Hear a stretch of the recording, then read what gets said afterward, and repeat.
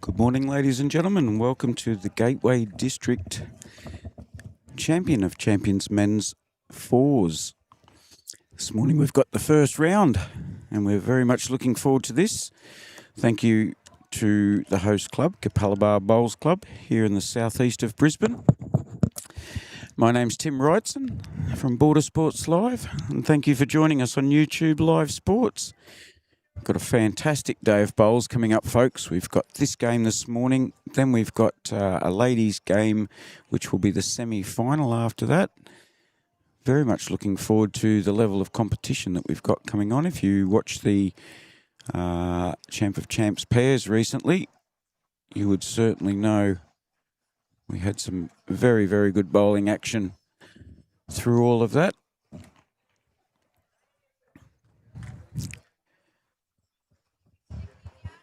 This morning's game, we've got Coorparoo versus Belmont. A fair few likely lads that have had a few laughs and got to know each other a little bit this morning.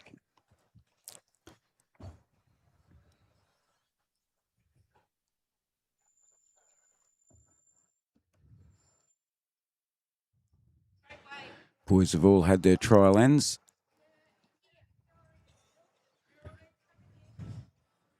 It looks like Ian Jenkins from Belmont with the white bowls has shot at the moment. I've got a mixture of bowls and a mixture of colours coming up, so we'll try and stay on top of that as best we can. Thank you for those of you who have joined in already. It's lovely to have you with us. If you're watching on your device, you know you can get involved in the live chat. Plenty of people get involved in the banter and the fun. Communicating with other bowlers, you might know, cheering on your team. Got a pretty short end for the first one. Gordon Reynolds, he's got white XGs. Got white bowls on both teams, so that's going to put a cat amongst the pigeons for us.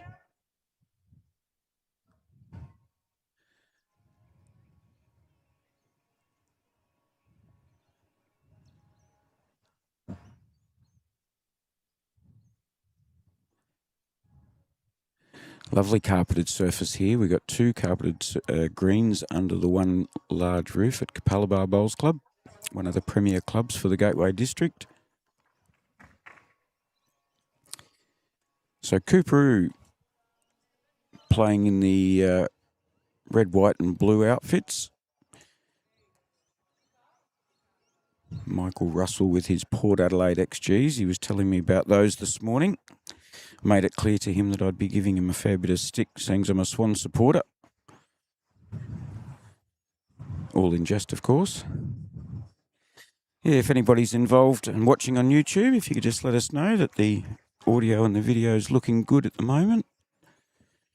Up next, Alan Williamson from the Belmont Club. Belmont in the red and yellow.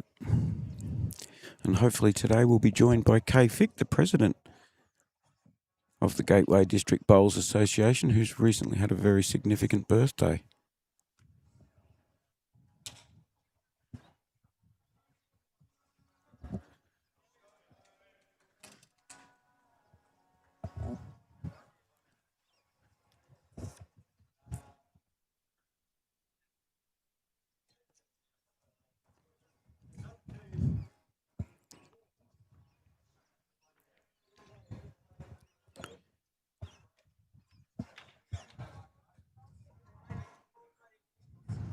Bowl will be very close to shot. I think it will be.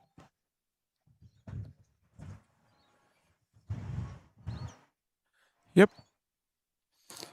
Skipper Roger Manning from Coorparoo, pretty happy with that one.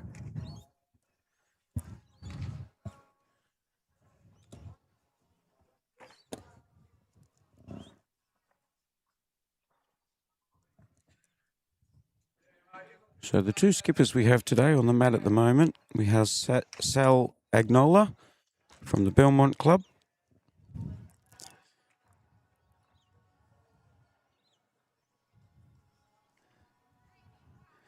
Thanks heaps, Jacob. Much appreciated, mate.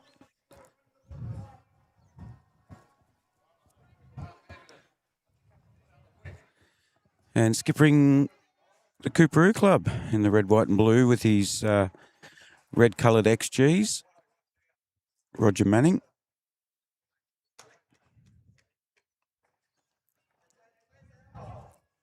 We've also got the ladies' champion of champion fours on today. So we've got 5 rinks of men's fours and 4 rinks of the ladies' fours. Well, that last bowl could be real close for shot. Yeah, it is. That'll make 2 for Cooperoo at the moment. Just probably a half metre short, that last bowl from Roger.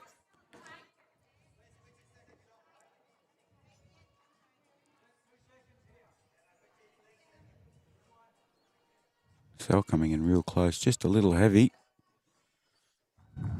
Okay, Cooperoo holding 2, dead draw, backhand.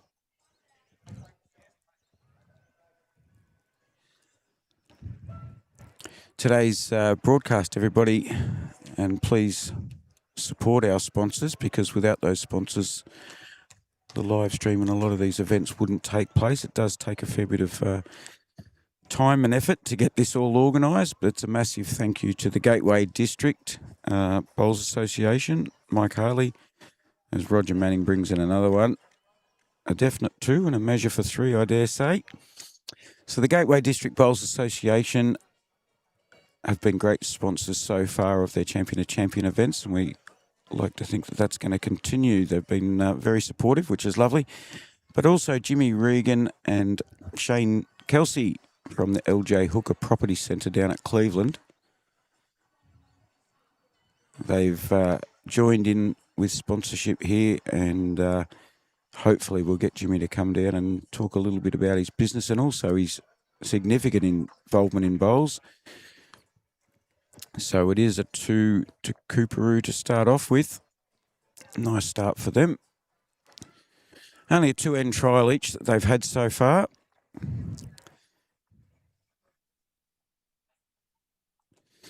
So there they are, Jimmy Regan and Shane Kelsey. Thank you very much, both of you, for your involvement in bowls in the Gateway District in general, and also for your sponsorship of today's event with the Gateway District Bowls Association. It's very much appreciated.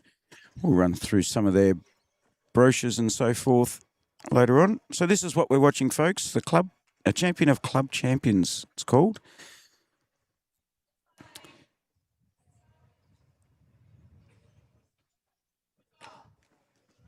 I'm glad you're watching, Jacob, because you'll be able to let me know every time I make a mistake and don't get my camera adjusted. Promotional gear taken off.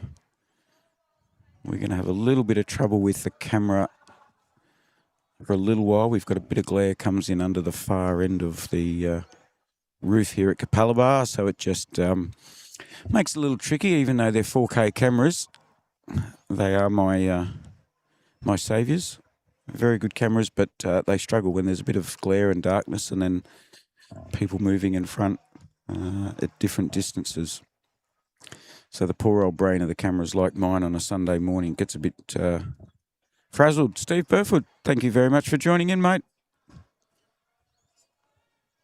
It is good, mate. It's really good for the district and for the bowls community in general. I think everybody's been pretty happy with the fact that they get to see their friends and teammates, family members and so forth, and people from the other districts can do a bit of spying, of course. Players can go back and watch the live stream later on just to have a look at their own delivery and shot choices and review their game, have a look and see if there's any changes and improvements and things like that.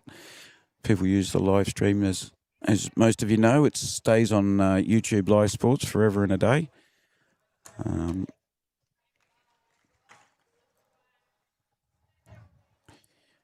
Many reasons why people go back and watch it later on.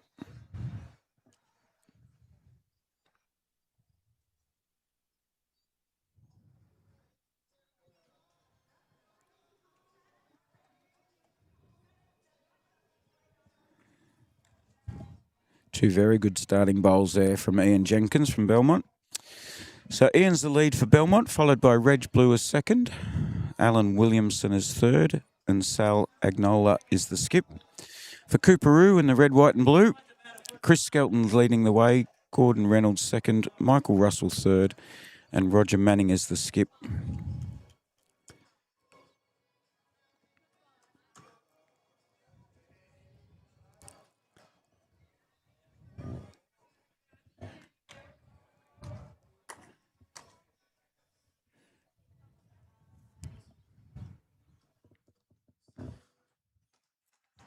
G'day to the bowlerholic.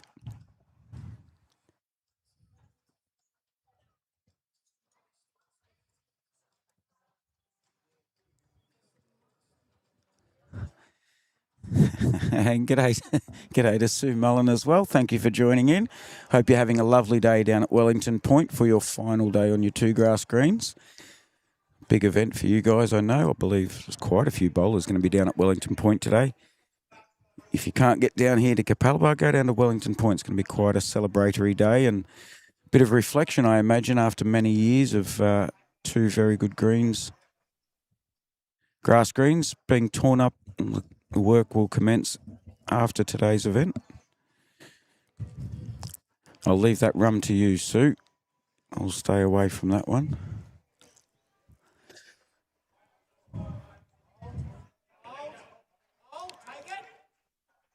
Ooh, bit of excitement there. Gordon Reynolds liked that. He didn't think that was going to cut under, so... Still Ian Jenkins holding with his white bowl directly behind.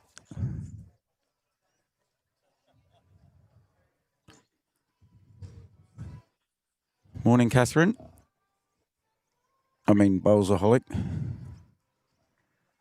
Lovely bowl coming in here. Sal already clapping this one. It's the first chalky of the day. Fantastic effort there from Reg Blue, playing second for Belmont. I know a couple of these blokes' faces, so if I do call out the wrong names at any stage, I'm sure you guys on the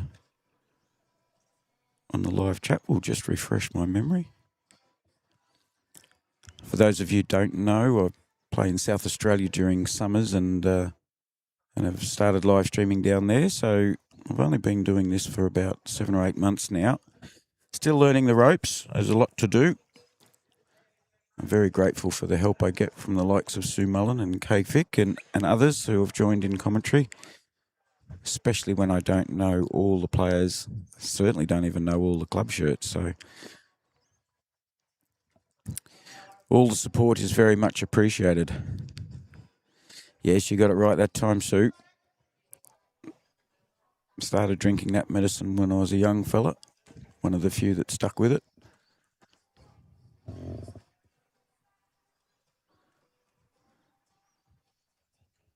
Alan Williamson just going round. Yes, was Alan Williams. Sorry, just going round the back.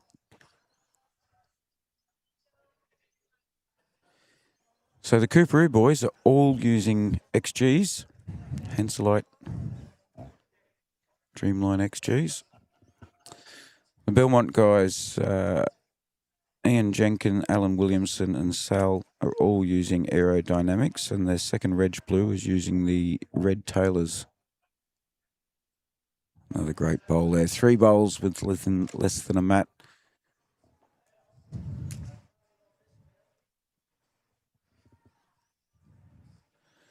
Sal just asking Alan to come down the backhand. He wants to get around that red bowl leave Reg's red bowl alone. Get to those 2 white bowls behind would be really good.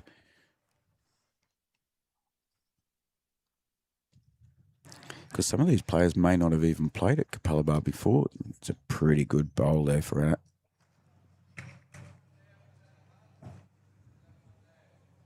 Just enough touch on that. Or maybe.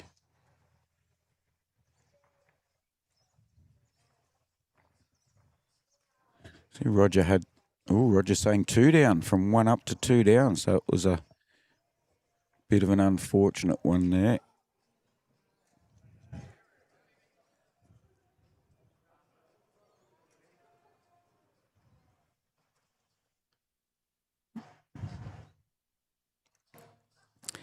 He's a tall lad, this Roger Manning. Indicating he might be using a little bit of weight here. get the muscles working early in the morning. Lovely to see players staying out of the way of the camera.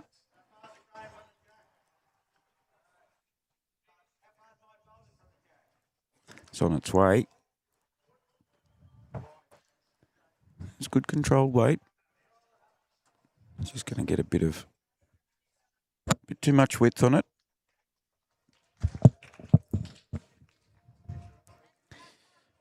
At least Sal knows Roger's intentions now.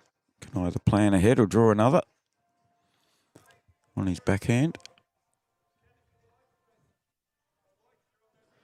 He's cut under, but his weight is lovely.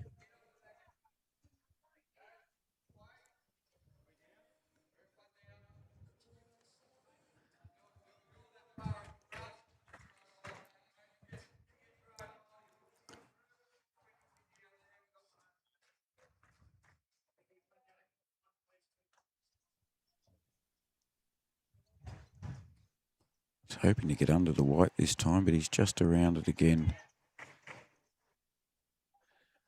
A swooping shot at one of the harder ones. He did stay up on the green. I don't think he'll need to.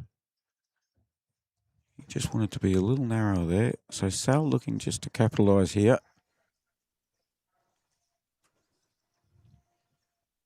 He's looking like he's heading into a good home. He's just going to be a little bit speedy.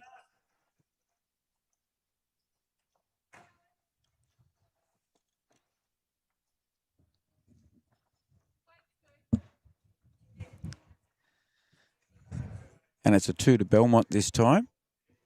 2 all after 2 ends. I'll pull my finger out and get the scoreboard sorted.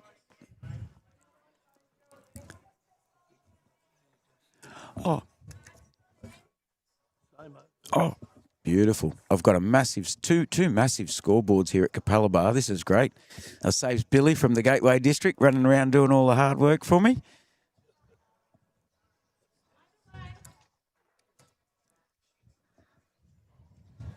So, yeah, some of these players may not have even played here before, depending what division they play in. I'm pretty sure Capalaba's in, well, last year, I'm pretty sure they were in all 9 divisions. So, so most players would have played here at some stage, I would imagine. You might get the odd one that hasn't.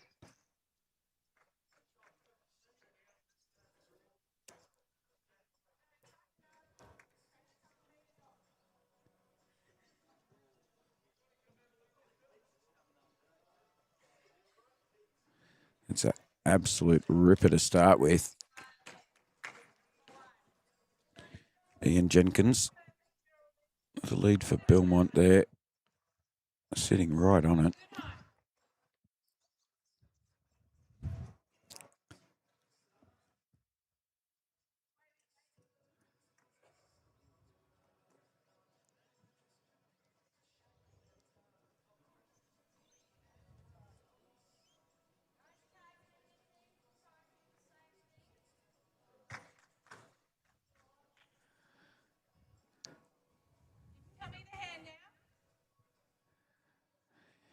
He'd love another one right behind. That's the usual goal for the average skip. 1 on, 1 behind.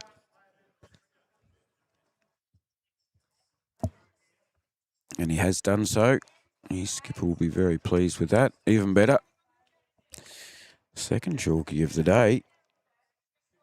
The skippers are going to be going through it.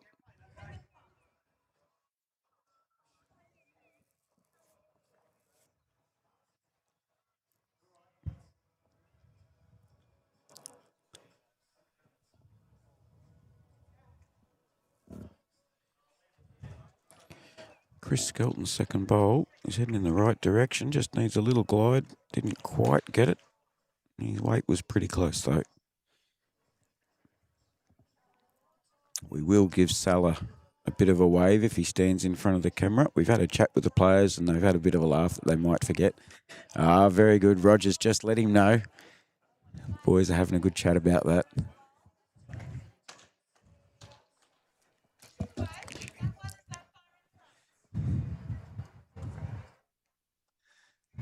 Oh, and it's anothery. Oh, I tell you what, Sal will be pretty happy so far. 2 touches out of his first 3 bowls.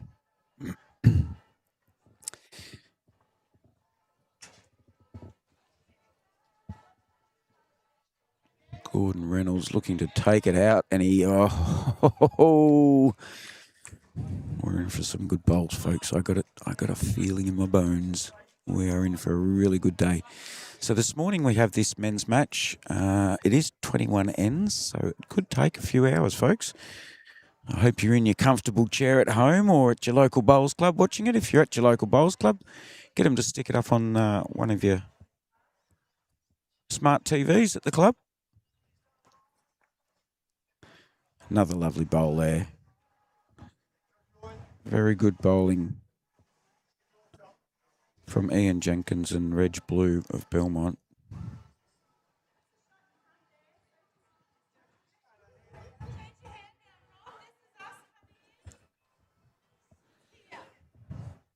Gordon's second bowl is close again. Oh, a little glide would have been nice. We don't like to call for wicks, but he deserved it. After that first touch he trailed, he didn't quite get it all the way through. I'm going to be standing up and sitting down all day if they keep playing this length. They're over on rink 6, so I've got the middle camera, which you're on now. That's set up on rink 7. It does change the way we view the game. Very hospitable. Darren Kelso's been fantastic in helping me get organised out here this morning. Of course, Darren from Capalaba Club, Mike Hartley from the Gateway District, been instrumental in getting this going with the help of Jimmy Regan, a Capalaba bowler himself, and he does support, he and LJ Hooker Property Centre support a lot of bowls and a lot of clubs, predominantly in the Redlands. Last bowl's a metre and a bit short. I won't pick on Michael Russell's Port Adelaide bowls too much. If there's any Dolphins supporters here, just quietly let you know I'm a Cronulla supporter. Happy to get involved in the live chat about rugby league, but I don't want to talk about AFL, being a Swans man. Hope everybody's teams are going well. Okay, we've got just a dead draw on the backhand for Michael Russell here.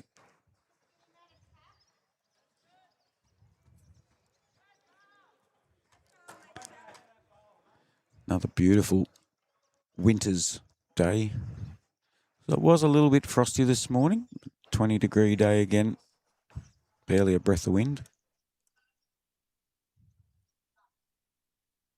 And I tell you what, that's going to make a big difference. That'll make Roger a lot happier. One down. So Belmont's still holding one with the white bowl just behind Jack.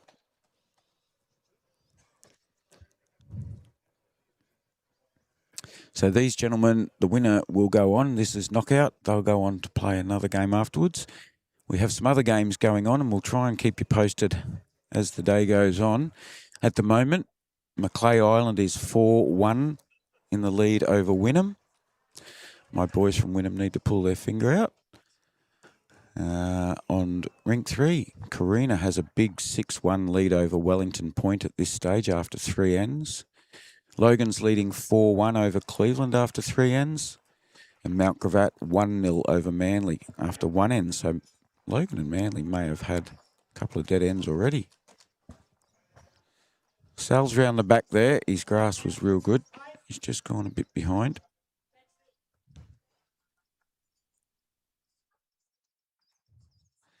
And there's also the ladies' matches on. The 4 ladies' matches at the moment. Logan and Manly. Manly have a 2-1 lead after 3 ends.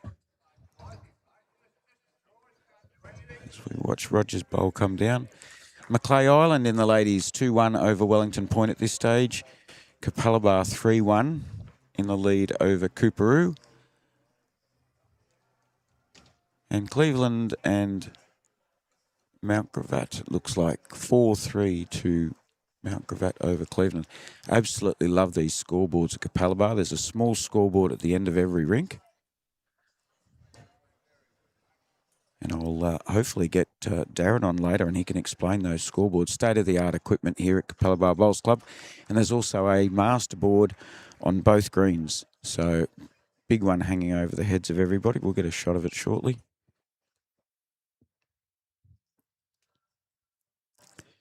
Roger with his last bowl. Looking to just get round the red and blue at the front. He looks like he hasn't had enough brekkie this morning.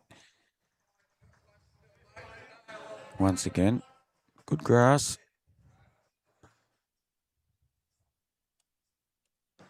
Going to have a quick squeeze, see if they can get 2 out of this.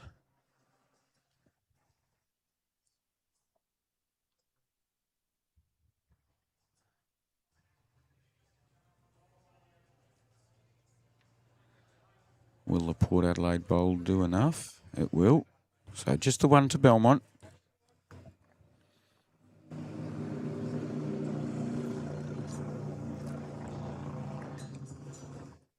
I'm trying to just have a look around and see who and how they do update the scoreboards. Whether they need to be done manually on the back of the scoreboard or...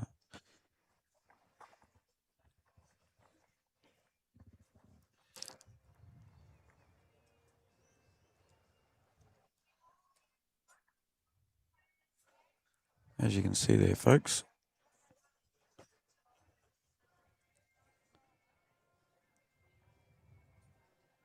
Big scoreboard in the background, so everybody can see from the other end of, and even up in the club rooms up behind the camera that you're on now, everybody can see all the scoreboards very clearly. Room for advertising, room for all of the scores from all 7 rinks if needed, which is fantastic. Got a special guest joining us in commentary very shortly.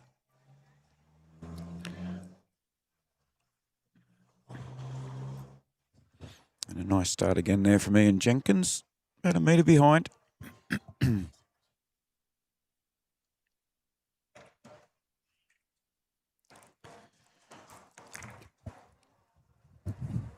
Our guest commentator's just getting herself prepared. I can't pick on her. She's recently had a very important birthday.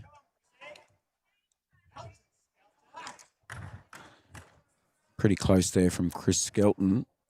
We shot less than a metre short.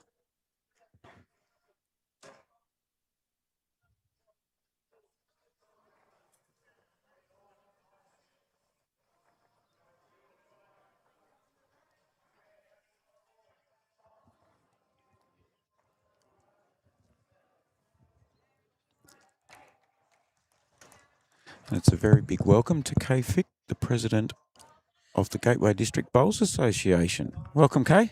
Thank you very much, Tim. Thank Back you here for- again to see a nice morning of great bowls. I can't believe you've come back for more punishment. Did you get dobbed in? Not really, not really. I quite enjoyed it last time, but I must admit, I was saying it was very tiring just sitting talking. You don't realise until after you've come off and finished. You mentioned that to Mike Hartley when he gets me invoices, won't you? How much hard work it is sitting on your bum watching bowls all day. Thanks for joke number 1 of a Sunday morning. Talking about it. Telling me how hard I work. It is a lovely bowl there. Chris Skelton, very, very good. Both the skippers having a big smile. All right. Tight games early in the game, so that's great. Getting used to the green. I'd say both of these clubs play on grass normally. Substantially different, especially if they've played at home yesterday and spent 21 ends there to come out first thing in the morning on a Sunday. True. When some of us aren't at our freshest. Does take a while to Some of the boys indulge adapt. after Saturday bowls a little bit and then struggle a bit on the Sunday morning. That's right. First week of pennant for the Gateway District yesterday. So How was the start to your season? not too bad. Better than mine? Not too bad. You know, play a few nice bowls and a few you wish you could have back. But that's the way it is. Most certainly, yeah. Oh, we've got a lot of people chiming in the live chat. Thank you to you all. Thank you to everybody who's viewing. It's very much appreciated. They're fantastic scoreboards, yes.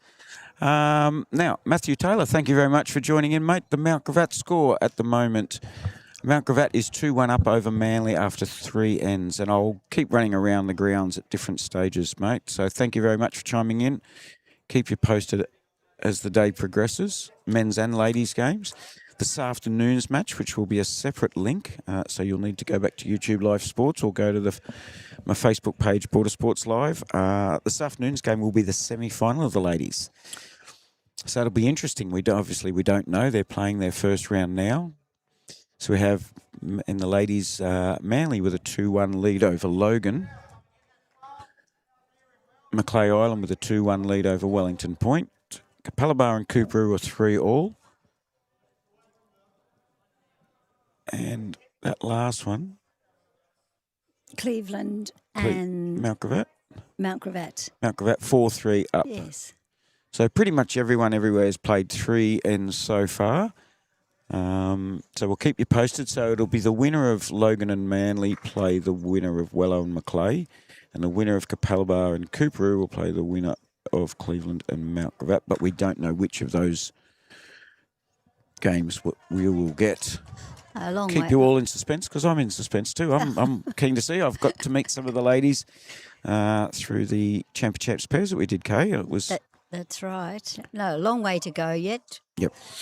17, 18 ends, a few hours to go. So we'll have a look and see and keep you informed about that as well. Yes. But anyway, the men have pretty close as well, playing some nice bowls.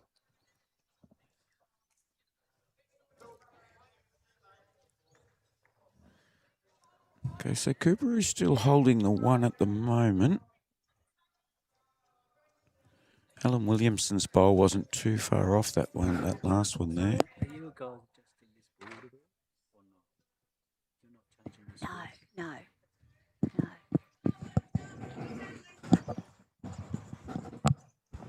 no. Have you noticed, Kate, people always want to ask you questions when you've got a headset on? Oh, that didn't miss by too much, but I tell you, Roger Manning and also Michael Russell, who bowled that last bowl. They'll be both happy there was no contact there. So there's lots of smiles going on between the boys. Looks like it's being played in pretty good spirits, Kay. Absolutely, it's the only way. It's the only way to play bowls. If you're not out there enjoying it, you shouldn't be on the green. Yeah, that's my yep. opinion. If you're going to spend 4 odd hours with your mates on a Saturday afternoon or a Sunday, you don't want niggles. No. You want to have a fun day. Of course, we're all out there to win. Some of us get white line fever more than others of us. No, winning is just a bonus.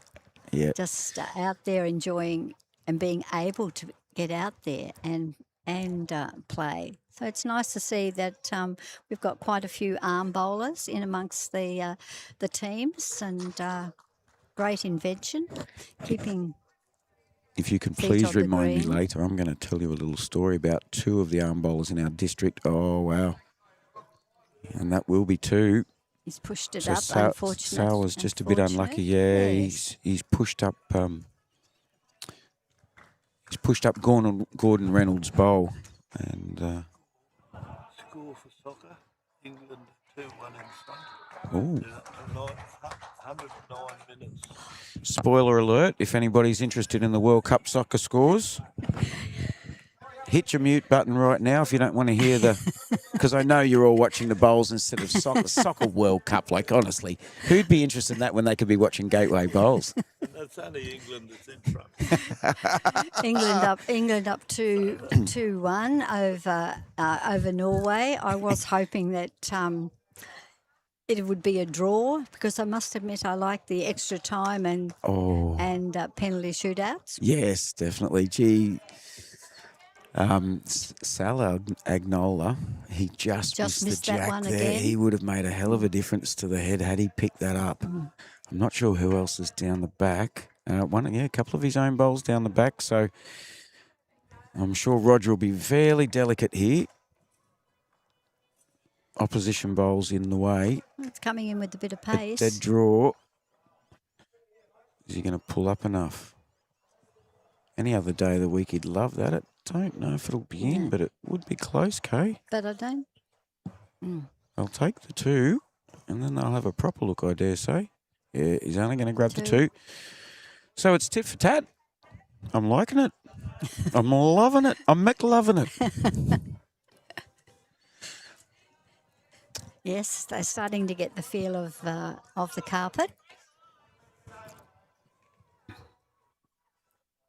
Once again, as I mentioned, thank you very much to Shane Kelso, Jimmy Regan, absolute gentlemen who get involved in bowls in their area.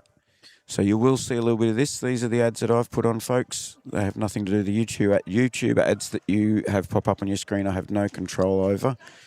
But I'll put this up every now and then because I think it's very much deserved. If you knew how much money these guys put into bowls in the Bayside district or Bayside area, it's an absolute credit to them, and they deserve that promotion. So please accept and understand that we're going to spoil them and make sure that they get some promotion for their contribution.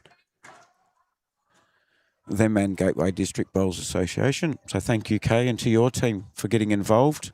I know next Sunday we have the grand finals of this event that we're playing today. So we'll have the ladies' grand final in the morning while the men have their semi. So it'll be the reverse order of today. Yes, that's right. Then we'll have the men's grand final after that. So, but it's great to see two young men doing very well and have helped sponsor today. And I can remember Jimmy being brought along to Redland Bowls Club by his grandfather many years ago, and learning to play bowls. And of course, Shane also comes from a family where his dad and uncles all played bowls, and he came along too and soon got the bug, learned to play bowls. Isn't it lovely to see that progression too? I don't know if you remember, I got to speak to Greg Nelson about how his boys developed into bowls, and a lot of grandfathers and grandmothers need to be very, very proud of their grandchildren and also the way they've mentored them and got them into bowls, taught them the polite things to do and, not run around like little brats at the bowls club. Kids always get roused on at bowls clubs for moving any more than 5 kilometres an hour. Us older folk don't like that running around too much. No. Both the leads doing very well.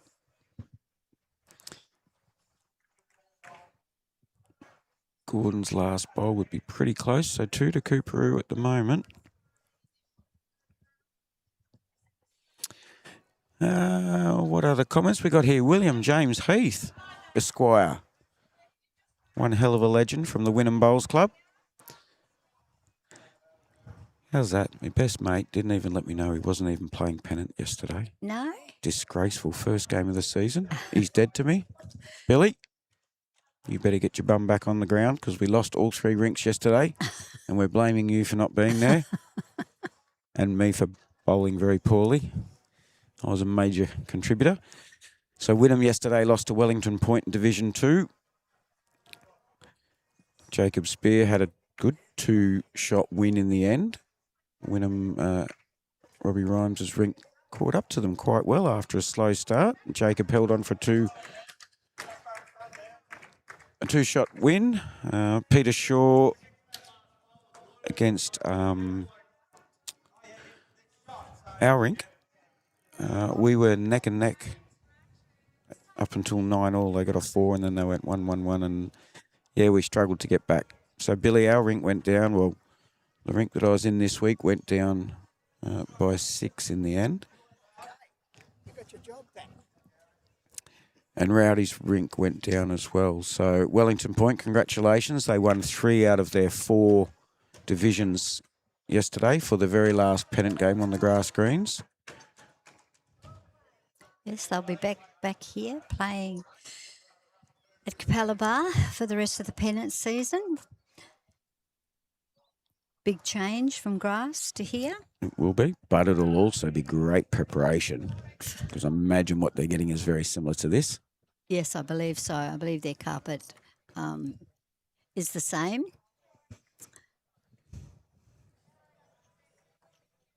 Now, can you refresh my memory? Which club you play at? I'm now playing out of Logan. Yep. Oh, that's right. You went from Vicky Point Vicky to Point Logan. to Logan. There you go. I just that's need a right. little prompt there. That's okay. No, after travelling 4.5 years after moving from Victoria Point and Redland Bay area, I decided the traffic was just getting just a little bit too much for me, and I thought 10 minutes down the road, that's where I'm going now. So yes, made the big change, but enjoying it. That last bowl from Alan Williamson will end up pretty close to shot. So the blue bowl from Alan Williamson of Belmont and the red and blue bowl of Chris Skelton from Cooperoo. Both the two nearest at the moment. Looks like Chris's shot.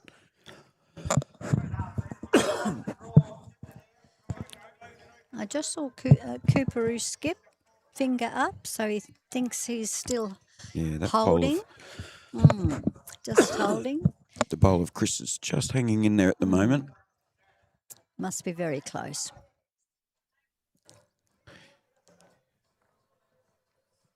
Great facilities here at Capalaba, aren't they, Kay? Absolutely. It's I think you can't smell the freshly cut grass, but you know what? Nobody's getting sunburnt. Nobody's getting rained on. It's a very, very clean. I mean, I don't know who the grounds person is around here, and I know how much work greenkeepers do, but whoever's the ground person, there is not a speck. There's nothing. No. Everything is just looking immaculate. It's a credit to them, and it's been a big development from the days I used to ride down Nay Road on my pushback bike back in the 80s. It's come a long way since those days. Yes, the club has grown socially as well as bowler wise, and it's no wonder they're building a three-story parking garage. Yeah, I I'm think. going to see if I can get it. We're Yes. not because of the roof and then the wall that comes down from the top of the roof. Roger Manning, as he stayed in enough, he'll be close.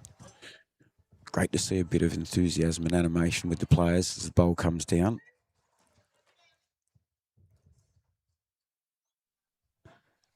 So the skipper's going either opposite sides here. Sal, both right-handers. Sal's on his backhand. Going to hold. Where is that going to sit? Wait, look. No, it's not going to be in Fantastic. Roger's way.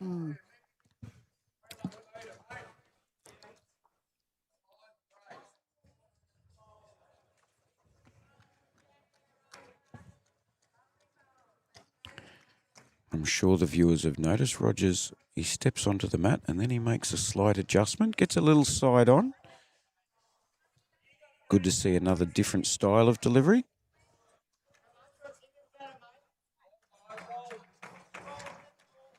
He's a bit shorter with this one. The grass was beautiful.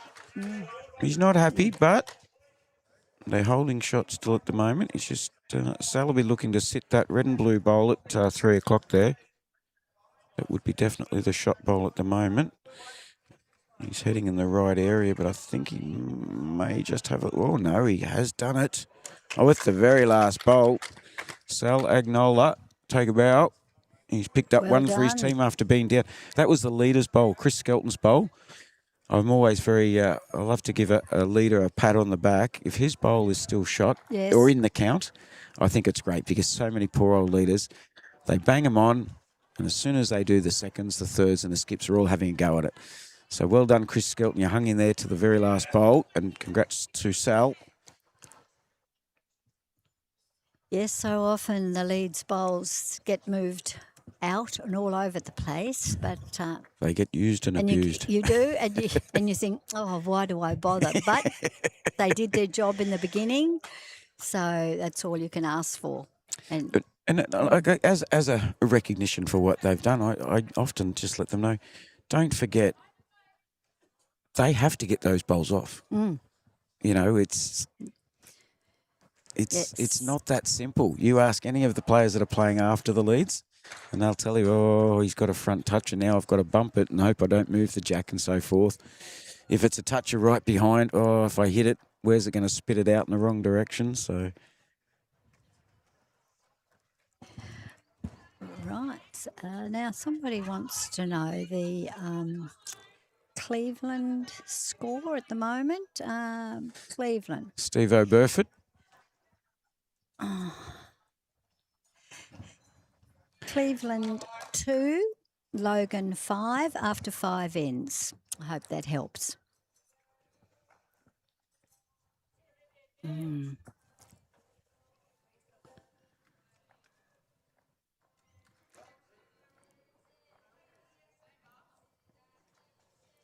We'll give a few up there. It's really good. We don't have to do any running around. We don't have to do any writing today, Kay. It's a big No. improvement from last time at Malcravat, isn't it? They're absolutely wonderful.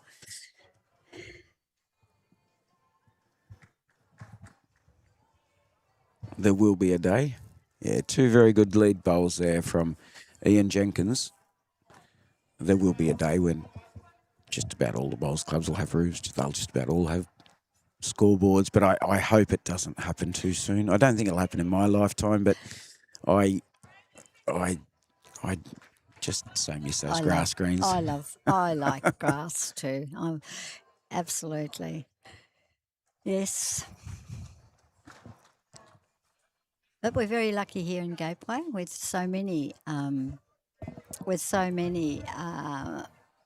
undercover greens. You don't have to travel that far Yep. to play under one of them if you really want to, which is great.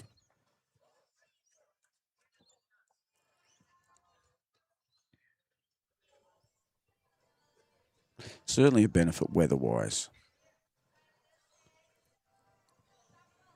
You do hear people say, oh, certain players or certain people from certain clubs, that they've got used to no wind and no sun and no rain. At the end of the day, they're playing every second week at other people's greens. And if they're clever, they're out playing tournaments and supporting other clubs. They're playing in other championships. The more surfaces you play on and conditions you play in, usually the better you.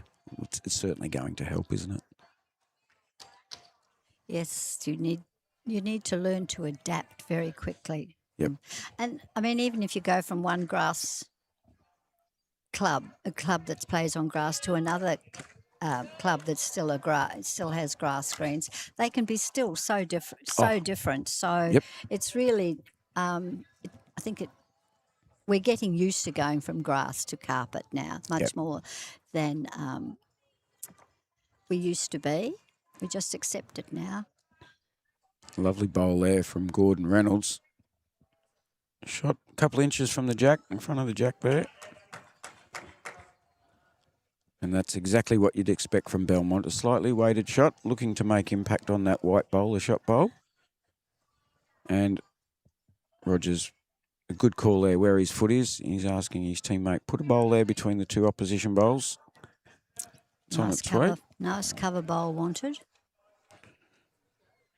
We can easily get tricked. We've got the... and he's done 2 of them. And it's behind. Absolutely brilliant bowls there. Gordon Reynolds. Very impressive.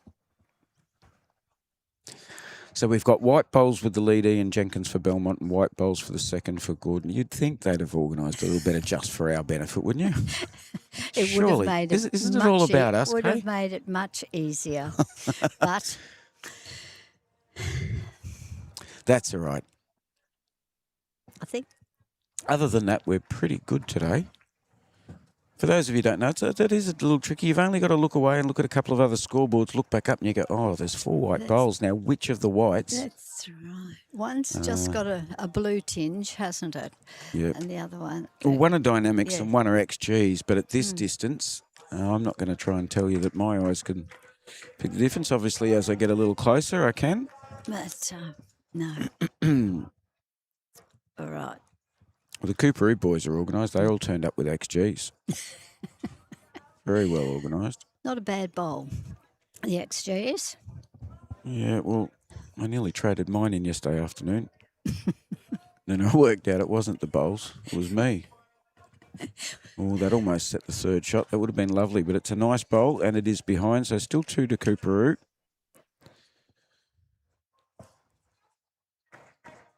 Oh, there's some movement in the ladies' games. We'll give you an update in a moment, folks. We'll wait till the skippers head up the other end.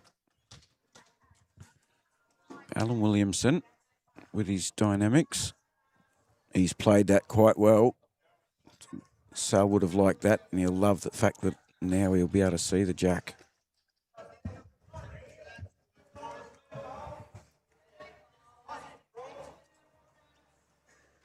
Good to see a bit of crowd support too here. Being fours, there's more family members and club members often that turn up.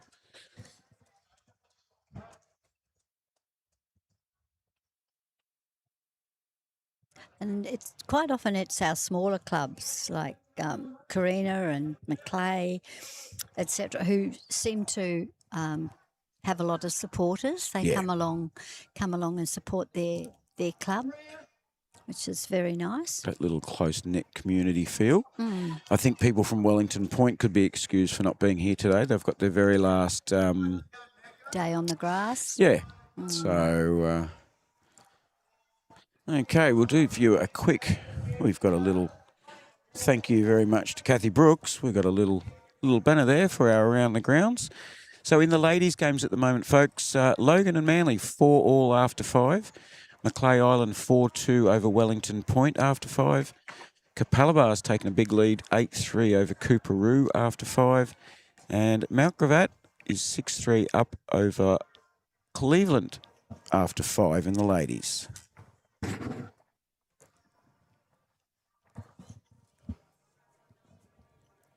.21 end matches, just like a pennant match.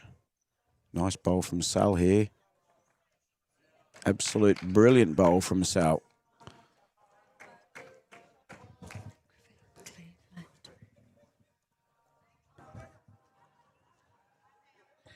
That was what I wrote for the men's before I realised the big score was up, so we don't even need to. I was going to say, we don't need to do the running No, you around. don't It's really need that. you can use it as a scribble pad if you like.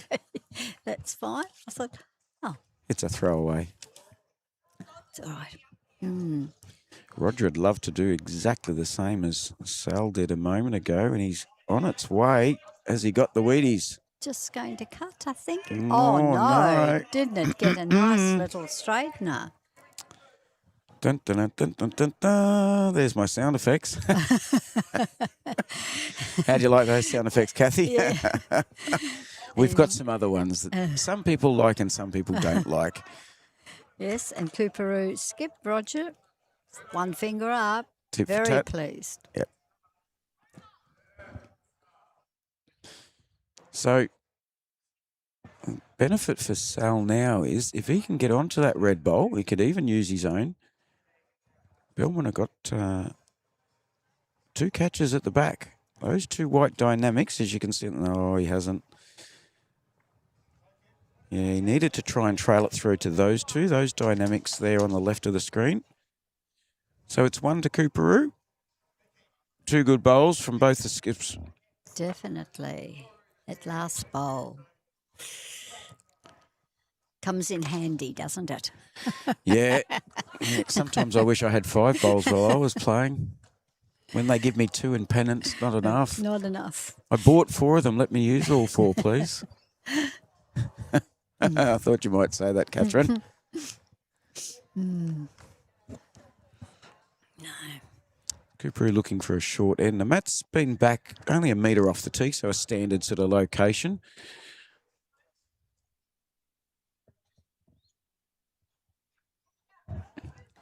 Michael Russell's gone up. Roger's gone for a walk somewhere.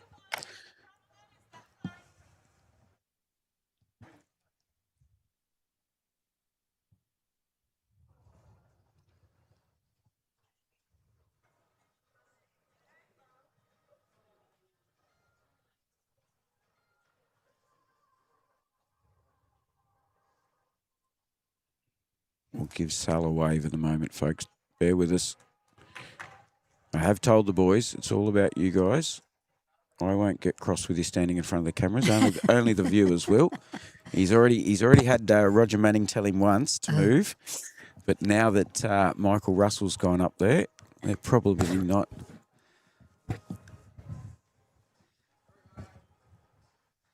They're probably the teammate. Yeah, look, Roger's just come out of the clubhouse.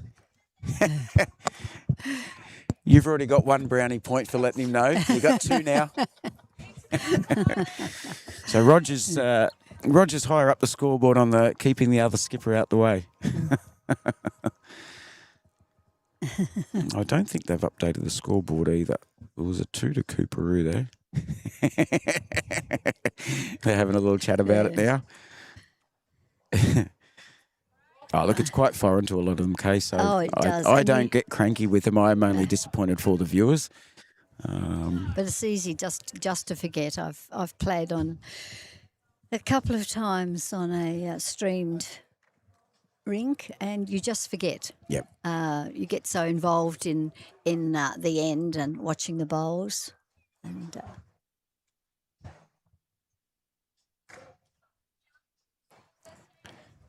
Ian Jenkins just a little bit behind with that one, and I'll remove that because I forgot we were too busy talking and bantering.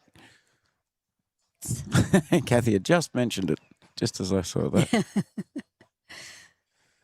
I think everybody's worked out I'm far from perfect, Kate. I make mistakes, so I will laugh at it and I will apologise, and that's the best I can do. all right. That's okay. We're all the same. We're all the same.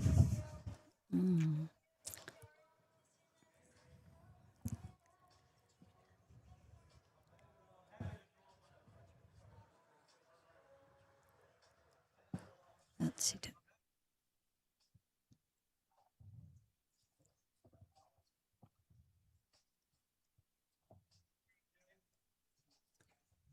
Nice line, just a little over. Again, a little bit weighty. Reg won't be too unhappy with it. No, never wasted behind there.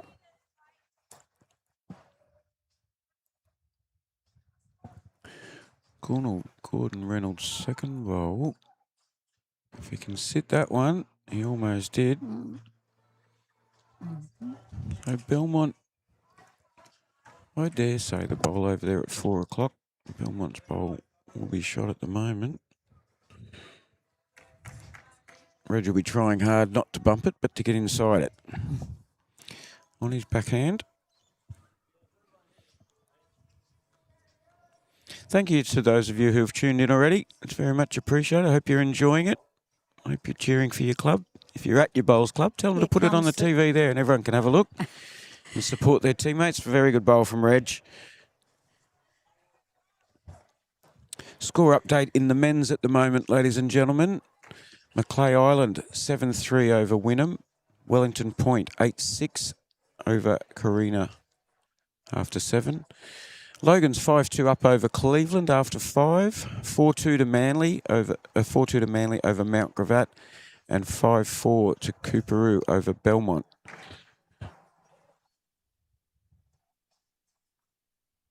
Everyone's still in with a chance at this early stage of the game, that's for sure. Would you like?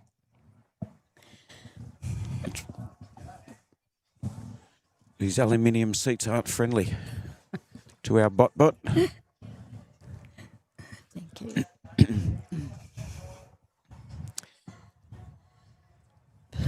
This is looking close. He's just a little heavy, but he's the best bowl directly behind now. So Yes, covers those other ones that were sitting there nicely, waiting for a trail.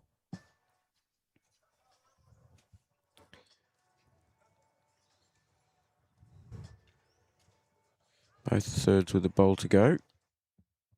Michael now. Beautiful steady bowl. Very well balanced.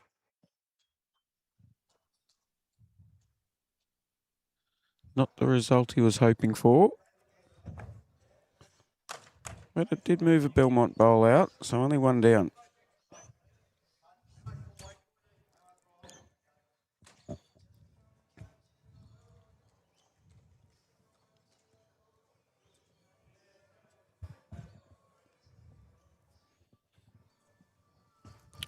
Alan with his blue dynamics is looking pretty good here, Kay. It's looking very good. It was an early call by Timmy. Oh, And I called it wrong. Look at that. close. There you go. Add that to the list of mistakes I've made today. Oh, I thought he had that. Oh, I'm only looking from 20 metres away, but I was pretty very confident he had unlucky. that. That Yeah. was a good bowl. No. Now, I need to tell you about two gentlemen from our district who deserve some support and some congratulations. John Price and Gary Hagan from the Victoria Point Bowls Club. They played, I helped Matt Harris stream the up on the Sunshine Coast last week. There was the Australian Deaf Games. So there was a dozen or so different sports played, footballs and netballs and all sorts of different events. We live streamed the lawn bowls, which was the only event that was live streamed. So Gary Hagan and John both also played in the Queensland Deaf singles titles prior to the Australian Deaf Games. Yes. What performances those two gentlemen put on, they did our district so very proud. I saw them on Facebook as well. A silver medal. Absolutely wonderful. Silver in the fours. Yes. They lost to the Kiwis in the fours. Young Adam Bailey from New Zealand. He was the skipper of the fours. He's about 21 years of age. So he skippered the fours, New Zealand team to win in the Australian Deaf Games. He also won the singles, the Australian Deaf Games. But Gary Hagan made the final. Between the two of those play, Gary Hagan and Adam Bailey, that bowl was close. They played in 5 finals because they came up against each other in the singles final. Poor old Gary was a bit upset with the way he went in the singles final, but he's got a couple of years' experience on young Adam. Definitely, the two from Victoria Point have a lot more experience. Up against a 21-year-old. Yep, another one to Cooperoo that was. So we'll see if they update the score. I'm fairly sure. It's gone to 5-4. Yeah. So maybe I jumped the gun earlier at 4-all. I did see 4-all up on the screen earlier.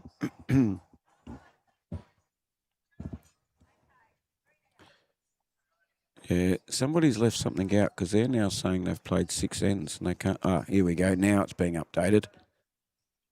Manually updated those little scoreboards directly behind the camera. 5-6. It is 7. 6-5 to Belmont, folks. Crikeys, I can read the other scoreboards around the place. I can't even get our one right. And I did know it was 7 ends because of where they are. So we've got another very long end. Look, they both play an absolute gentleman. The deaf bowls community was just an absolute pleasure to deal with. There wasn't a grumble the entire week. So we had 2 days of Queensland titles, and that was just singles. Then we had 2 days of fours for the Australian Deaf Games and 2 days of singles of the Australian Deaf Games. And a lot of people were commenting with things like, how can it be a disadvantage? You know, why are they being involved in the Parabowls? Because they were. Michael Carber from Victoria won the first one in the Australian Open this year. And let me tell you, the amount of concentration, you know, you think about us and how we need to hear people and understand people, the amount of concentration they have to go to communicate with each other or even to communicate with us who aren't hearing impaired, they're exhausted. Very tiring. Yep. They stare at your lips. They watch your hands because you can't help trying to use your hand gestures. But what, you know, if you could come away with anything, you'd say just the most friendliest people going around. Absolutely. Had a mixture of people that were completely deaf or partially deaf, and it could be from birth or during their lifetime that it's happened. Do they have do they make the distinction between completely deaf? Not for the event. You just need to have reached, and I reckon my guru that's great at Googling will probably give us the details shortly, possibly, if she can. There is a test that's done, an audiology A style of level, test, A level. and they must reach that level without their hearing aids. So, without any aids, if they reach that level, they're entitled to play in those events.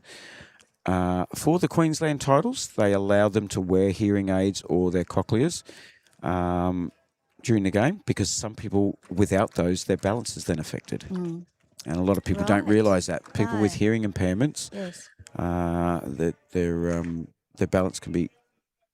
We got a new leader. Belmont's got the lead there. Reg Blue again. And I guess it made sense when it was explained to me. You can't turn up at the Australian Open and go in the para bowls and play in the deaf bowls and then wear cochlear implants or hearing aids, because you're no longer playing with that same disability. Does that make sense? I'll just move your... That would have been very sore on your ear. You had it round the wrong way. Did I have it around the wrong way? Oh, right. You had the hard bit against your ear instead of the soft bit. So if I you're was- wondering I why wa- you I couldn't hear was me in your right hearing. ear, that's I what it was was. hearing. Maybe I need an aid. Yes. Well, you have one now. You've got a full set of headphones on. Yeah, so for the Australian Open, they couldn't wear anything, which will preclude some bowlers, because they just say, well, I don't have the balance. I cannot do it without... Never really thought about that. Yep. This bowl's awful close. Oh, Not quite. Belmont's still got it.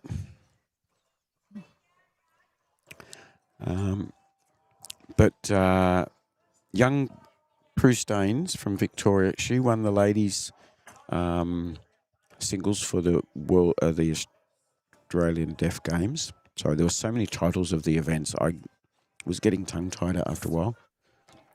I think you're doing a great job too. Oh, look at Remember this. them. Absolute Absolutely. brilliance.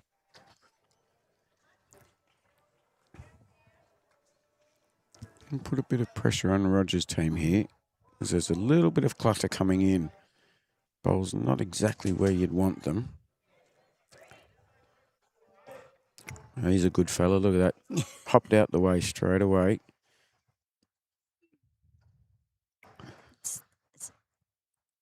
So between Reg and Alan of Belmont, they're holding 2.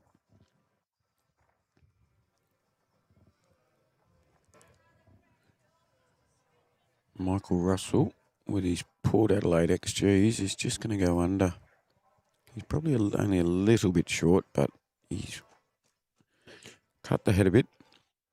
Look, it was a pleasure to work with them. The organisers, the coordinators have been working on it for 18 months, because they were running 2 events consecutively to try and maximise the... Everyone being there. Who wants to travel from Cairns? And we have players from everywhere. New Zealand, all over the place. Yes. WA. Yeah. And that one's short, but that... All right. Cooper need one in the heady. They need Michael to just even draw it. Doesn't have to trail it. A little bit wider. Let's see what happens. So Club Mooloolaba hosted that event, and it was fantastic. Here we go. Our guru has helped us out. We'll get onto that. We'll just watch this, finish this until they boys change end. We'll cross over. Michael's just short. So everyone's still feeling their way with this grass and not wanting to disrupt the head too much, but wanting to make a change. So it says, AU2 eligible for International Deaf Olympic Games and World Deaf Championships in addition to all AU1 events.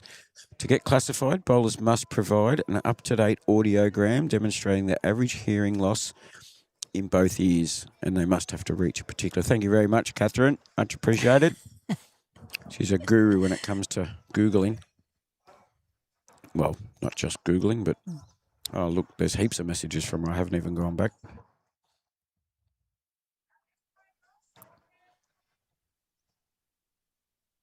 0 to 39 decibels, not eligible for a dedicated. Oh, Sal's close there. Yeah, he's only 2 foot out, so he probably I don't know. I haven't seen any indication from Michael whether there's 3 down now, but I like what he's calling here. Roger on the backhand into Gordon's white bowl there at the front, just at 2 o'clock. But yes, I can honestly say a lot of absolutely lovely people, and John and Gary deserve the accolades of their district. Not that they were representing the district as such, but to do so well. 2 blokes from the same club. Yes. Played an awful lot of bowls, so it's quite physical. And they play a lot at Victoria Point. They're there regularly, so they are regular bowlers there, supporting their club. Sal's bowl's gone short, so Roger does definitely have a good clear chance where they're just starting to look there now. Just where he's walking, I reckon if he could run one straight through there. And I just need to check. I got a funny feeling they're the arrows at the back, the 2 white ones at the back, so they'll be Belmont bowls. So that's the hard part. He doesn't. If he's 2 down, I guess if he trails it back, he's still going to be 2 down if he's unlucky. But yeah, any little push on the white XG at 2 o'clock would be really good. Oh, he's a khaki hander, I've just realised. A lot of those bowlers, a lot of good bowlers. Yep. Left-handed. They usually tell me that after I stir them up about other left-handers, and then they tell me they're a left-hander as well. No, I don't think he's sent it on the right line. No, he hasn't. He's got Sal's bowl, but he hasn't done any damage. So they'll take the 2 by the looks, and then we'll have a look after that. Just wondering, the red and blue bowl and Sal's bowl that's short on the line might be close for the 3rd. Maybe even. It's a bit deceiving, isn't it? Yeah. So he's going to Sal's bowl, his teammate's bowl first. And see if it beats the white one at 2 o'clock and the red and blue at 3 o'clock.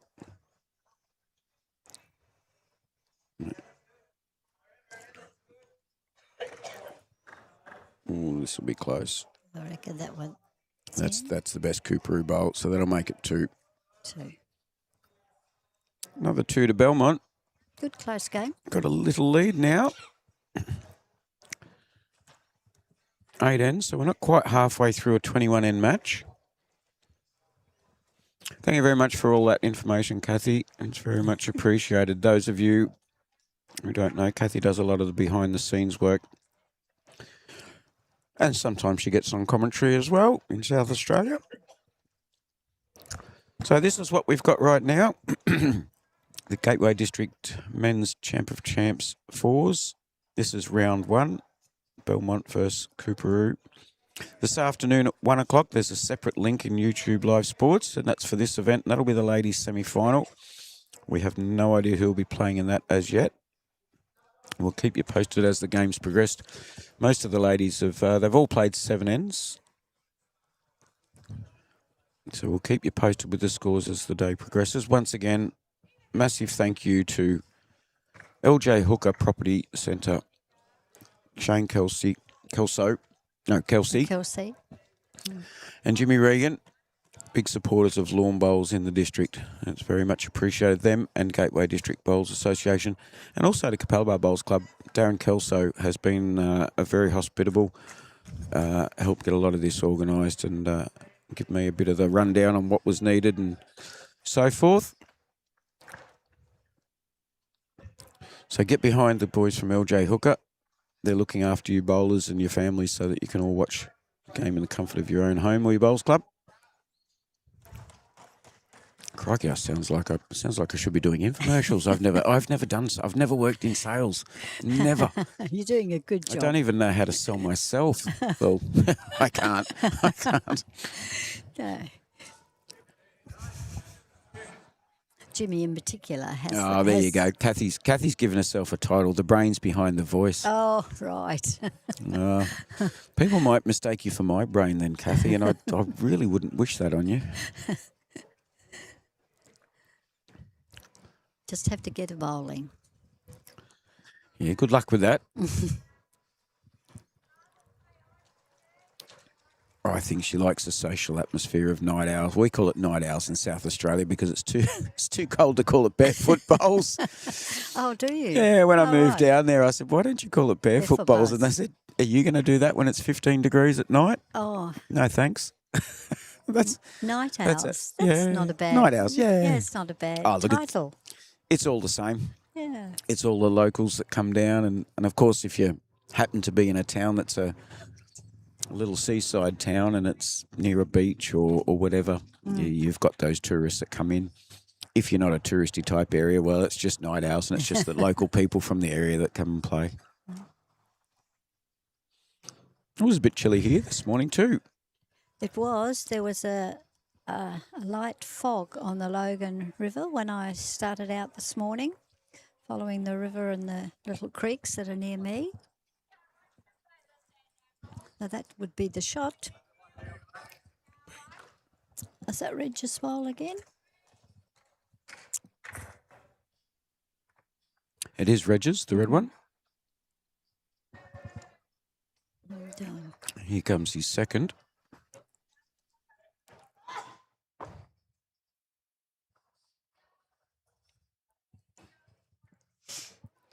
I played against Tom Mullen yesterday. Oh, yes? Gave me a toweling. I came 8th on our rink, put it that way. I've allocated myself the worst on ground for our rink. I'm having a bit of trouble. I can't squeezing those fingers. I'm having a bit of trouble. I can't. All right. I'm trying to force that over. That I can do it, but and that finger is not straightening as well on my right hand. So, no excuses. I need to get to a doctor, or I'll be in trouble. That's right. But I don't know what's going on. You can learn to play. It's only happened since I met UK. I don't know what's going on. Learn to play left-handed. Yeah. Well, that's where Night Owls comes in for a bit of fun. They don't like the pennant players do anything. Oh, but if they're a player short, you've got to go out and help. You can't let them not so go out and play a bit left-handed. Yeah. Mm. Left-handed usually with a drink in the other hand. Actually, there was a lady here from Capalaba, actually, Vicky, and she was in a car accident. She was young bowler. Was in an accident, and has learnt to bowl with her from right hand to left hand now, so that she could keep on bowling. Yep. That'll be second best. That one from Alan. That'll be 2 down. Oh, yep, 2 down. Yeah, well, my father's had a stroke, so his right hand, he can only pull his fingers out. So he lost use of the wrist and the right hand, and also the right ankle. So to drive a car now, he has to use his left foot because he can't bend the ankle. We'll have to adapt. You can imagine, we won't go into all of the jobs, but you can imagine some of the things we have to do right-handed in the privacy of our own homes. Yeah, you can't do them as well as you would. Hopefully the old man will turn up today if he's remembered. Mum might pop down, Dad might pop down to have a little bit of a look. They've not seen your setup. They've not seen their number one son in action. It's hard enough getting them to work out YouTube on their TVs at home, let alone to get down here to watch. Mum was a bit worried. I said, no, you'll be able to sit beside me. She said, yeah, but you'll tell everybody I'm there. I said, yeah, I probably will. And I'll probably throw a headset on you when I need to go for a wee walk too. Nothing wrong with that. No.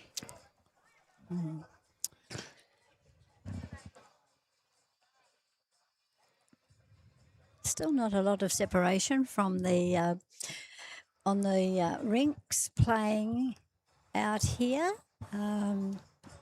Mount Gravatt and Manly. Manly are up 8-3.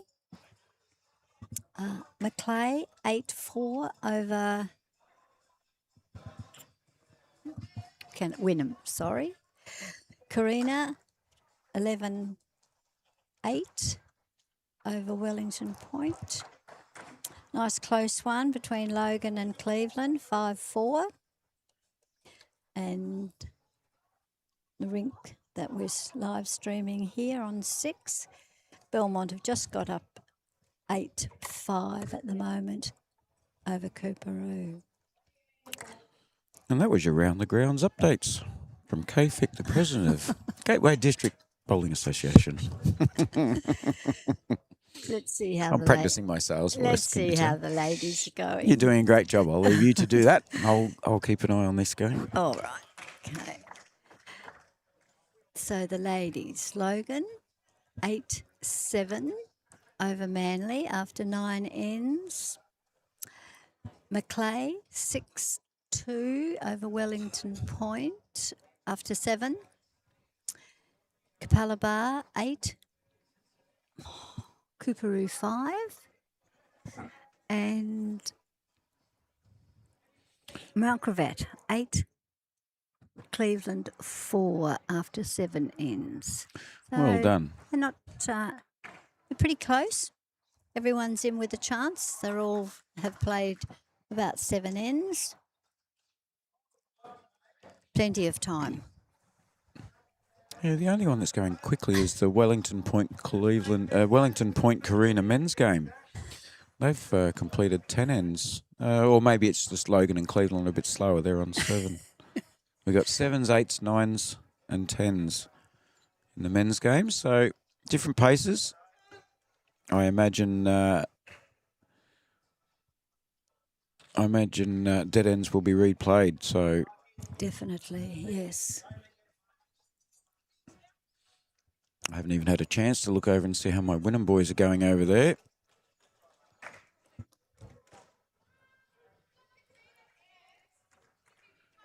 Good to see Grunters come down to view. We've got Neville, Phil, Ian and Matty skipping in the Wynnum game.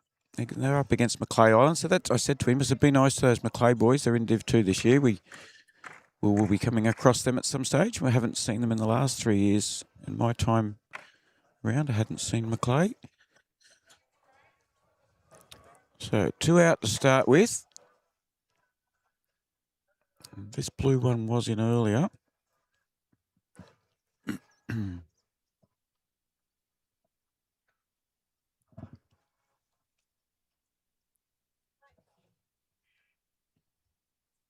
Don't think he's going to stretch it far enough.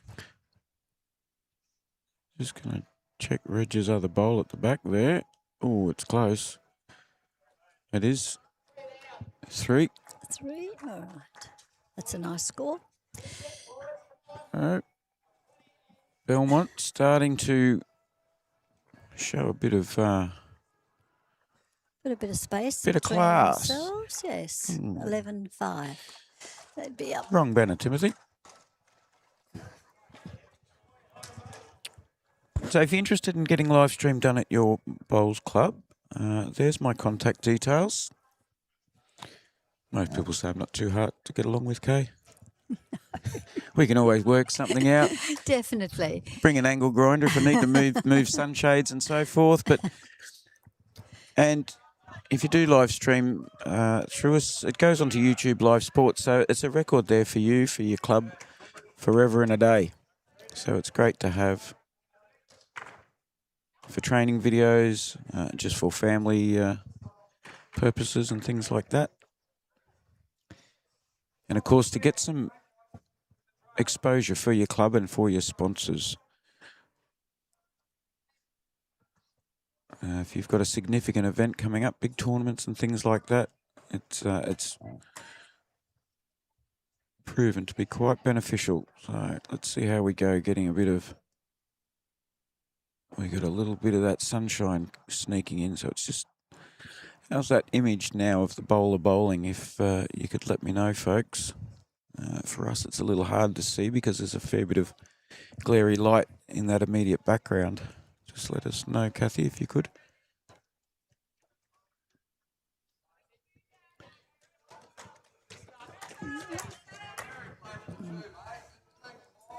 Very nice start there from Chris Skelton.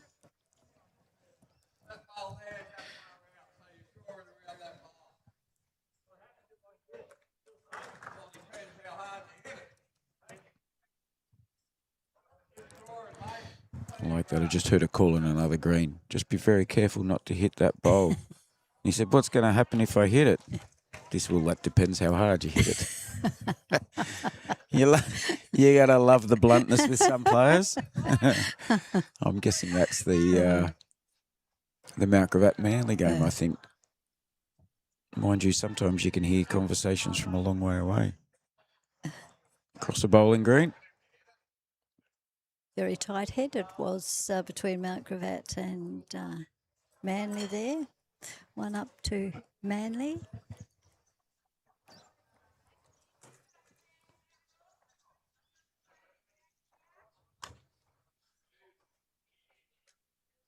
So we look around the teams. We see that we have one men's team from Wellington Point who have a young junior playing in their fours. Ah, yes. He came up and asked me this morning. He said, are Yes. you live streaming? Are you doing Wellington Points game?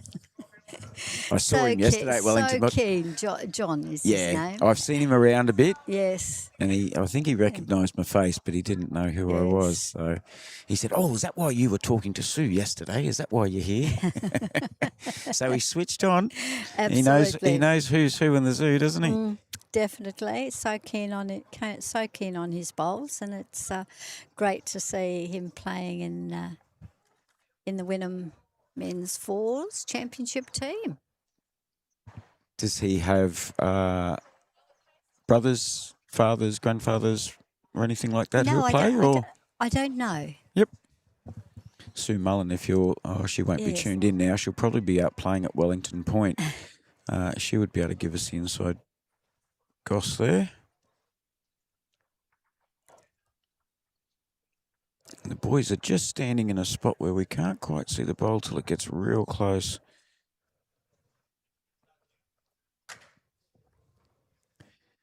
They're doing the right thing and staying off the centre line. It's just that tiny bit more just helps if the bowl's coming down, like this one. You can see there, just behind Roger.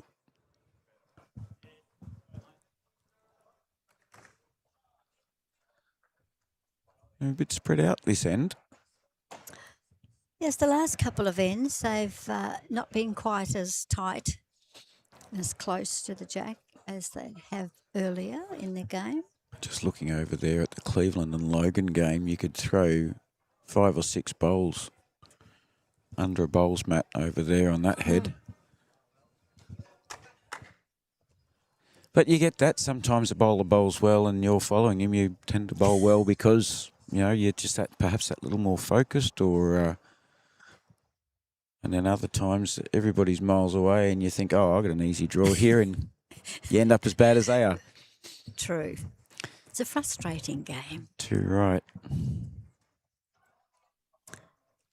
But you do those good ones and ones that the skip likes, and you think, yes, I can play this game. I'll keep on playing. I won't throw my bowls off the next bridge. There's a few beaches beside Bowls Club and also creeks, and I've got a funny feeling it's like golf clubs. Sometimes they end up in the dam. The golf clubs end up in the dam on a golf course. Yes, I think so. Thank you, Kathy. Yeah, I just wasn't sure with that glare in the background whether that camera was going to be coming through clearly for everybody. This bowl's got the right weight. Is it going to turn in enough? Almost. So similar to previous ends, Cooperoo playing one hand and Belmont the other.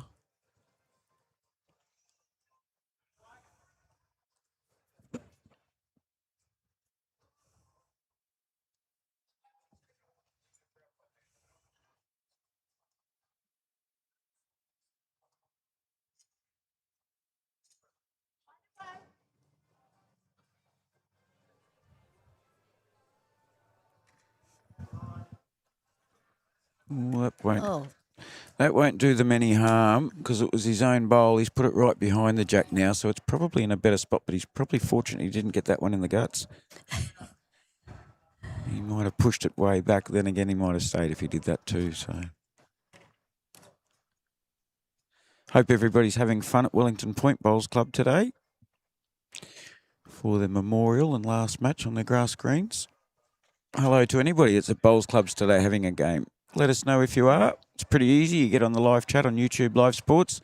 Costs you nothing to get on there to subscribe and get involved in the chat and the banter with other bowlers and brainy IT people. Now, is it correct that Leslie's going to come and help with commentary at some stage today too? yes, she is going to come down because I'm going off to see my favourite football team play this afternoon. Oh, The Lions are playing at the Gabba. that would be the one that beat my team after we spoke just recently. Were you there for the Swans game? Yes, You were? I was. And you weren't thinking of me thinking, ha ha. No.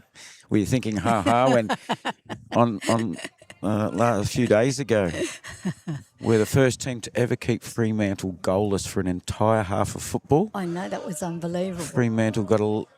Oh, have a look at this. He's almost got it. Oh, He's almost got it. It may have...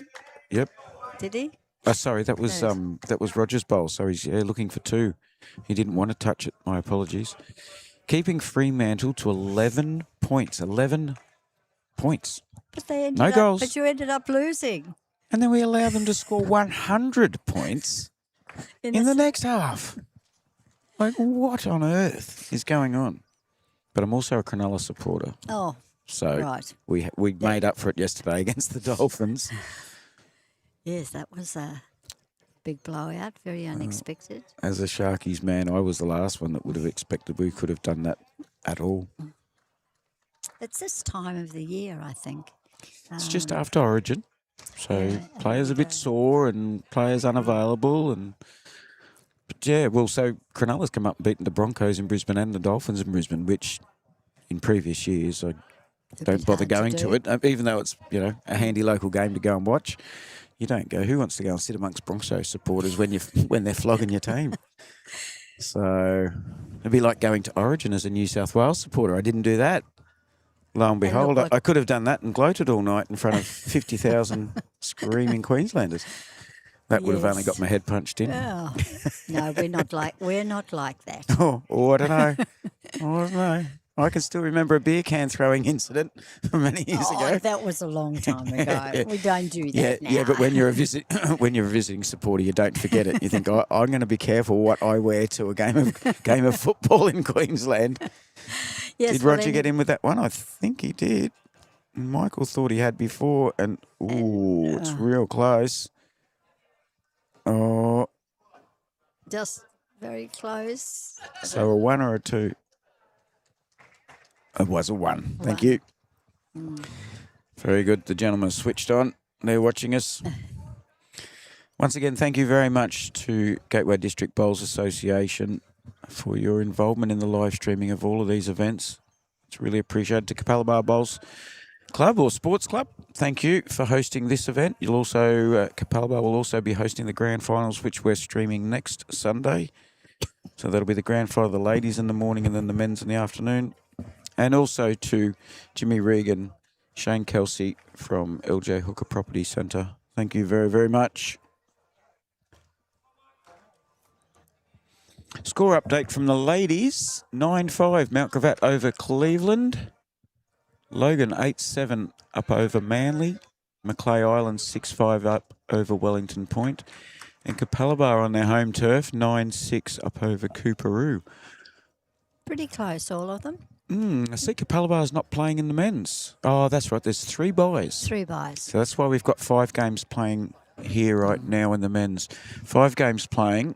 So there'll be 5 winners to join 3 teams that got a buy, and one of those is Capalaba. Capalaba, Victoria Point is, Yep. and I don't think I can remember the third one. Maybe it's Wellers Yes, Hill, I think it might be. because they're not here. That's right. I think you're on the money in the there. Oh, the local knowledge. I love that. Saves me racking my brains. Does that rack make some noise when I start to work it? Is it going to make... Oh, just stopped short, but it could be shot. We should reintroduce these bowlers, shouldn't we, while we've got the chance? So this is Chris Skelton with his red and blue XGs. Second for... So Chris Skelton leading for Cooperoo, Gordon Reynolds second, Michael Russell third, and Roger Manning is the skip. For Belmont, we've got Ian Jenkins leading, Reg Blue second, Alan Williamson in third, and Sal Agnola. So this is Ian Jenkins. It is White Dynamics. He's already got shot. It's going to beat his Should own. be close to second, this one. So they've had a good battle. It's fairly even, I would say. I'm not willing to call. Not that I like to do so. People often look, because the leaders, it's fairly easy if you wanted to keep score to see who was being that little more consistent. Yeah, they're having a great battle. And it's been friendly, which I love to see. Oh. And there we go. No. It's all changed.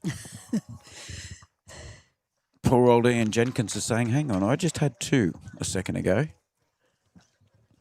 Actually, he's turned around and walked away, so he may not have seen that till he gets back, and he'll do the old, why do I bother, that you mentioned earlier. No. I did my job. That's what he's got to be positive about. Yeah, exactly. It's just going to fall short, I think. So we're now probably at the longest length that these players have had to play. That jack's gone back past the tee, and the mat's only a metre up, which it's been in that spot pretty much both ends from both teams so far. So this will sort the men out from the boys a little bit. Always that little bit trickier when you know there's a ditch 2 metres behind. He's looking like he's played this one pretty well. Close, but it's going to stay on. And he has stayed up. Yeah. We'll go right back. That's going to be... And there's that glary bit of sunshine. So that may make it hard. Let me know again, Kathy, if you could. Where that little bit of glare is affecting... I think this one's heading for the ditch. It is. Fortunately, looked like it had a very nice line.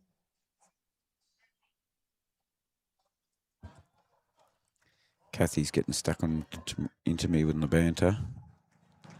Sharks don't have enough good players to play in State of Origin. That's why we were all fresh yesterday Oh, I against hadn't the thought Dolphins. about that. Yeah, oh, don't worry, I had. I just didn't think she would have been up for that one. She's getting off. I think I've trained her too much about the footy. She's getting awful good at the banter too.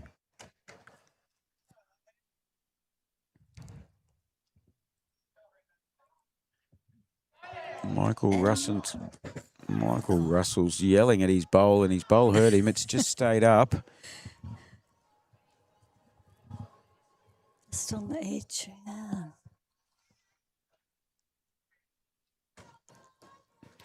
So Chris Skelton and Gordon Reynolds holding the two shots that I can see at the moment, just short on the right-hand side of the jack. I think this one going to be just pulled up. Ball from Allen's not far off yet. Yeah. Roger still saying Cooper still holding one.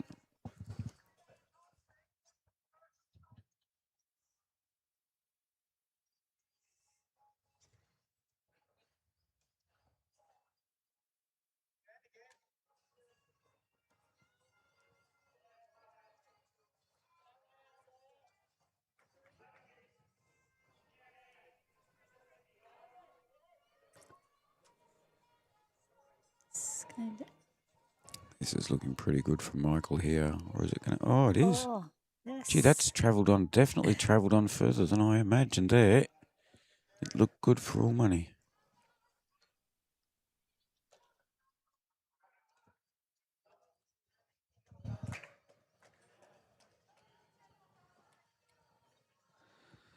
Okay, the last bowl of the thirds. Alan Williamson. Don't think he's going to beat his No. own. That's I think he short. possibly cut one out with his first bowl, but that one's not reached enough. Score update from the men for everybody. Macleay Island sneaking away a little bit on Wynnum, 10-6 after 11 ends. Carina 12-9 over Wellington Point after 12. Cleveland, that was Carina over Wello. Cleveland and Logan 7-all, which is very good at the moment after 10 ends. And that was the game that we saw that really tight head earlier. Okay. 9-4 to Manly over Mount Gravatt. And in this game, 11-6 Belmont over Cooperoo, which reminds me to update my scoreboard.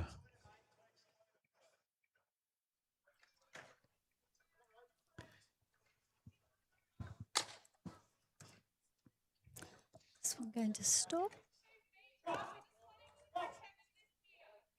Oh, Not only is it going to stop, well done. Lovely bowl. not only is it going to stop, and I had my banner on, I apologise, folks. Toucher.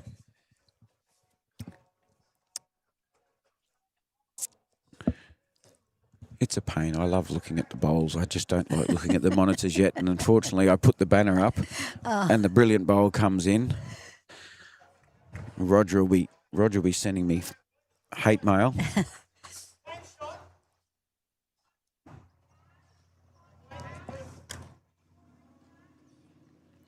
So he's looking to draw a second. Yes, it'd be nice to get a multiple. Up their score a little.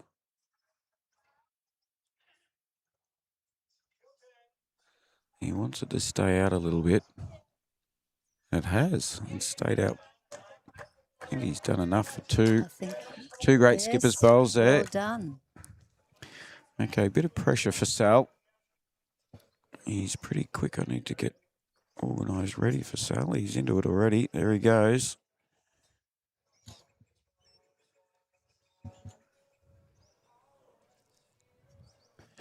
He's had he not got that touch, he might have got away. This is just the end that Cooperoo need. I've got a sneaking suspicion that's possibly they'll be looking for 3 and possibly 4. So the blue bowl of Alan Williamson may be the best Belmont bowler, or they're going to check that maybe.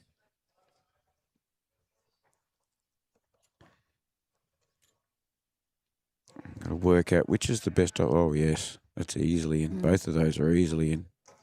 Crikey. Oh, it's going for a 5. Wouldn't have needed a measure for that one. And now he's checking his own bowl. Those Port Adelaide bowls. And looking, the tape's on the ground. I reckon it's already in. Not quite. He's got a full arm span there.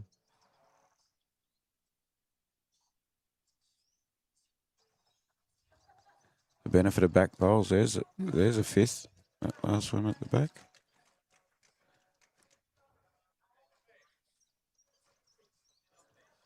So it's a handful. It's a 6. Oh, it's a 6. Now, Belmont had 5 fingers down and Cooper had 6 up. So I'm going to wait before we jump the gun here. That does happen sometimes. People wait and see who jumps up and does that scoreboard. Even if it's a 5, a great pickup. Yes, and they needed 5.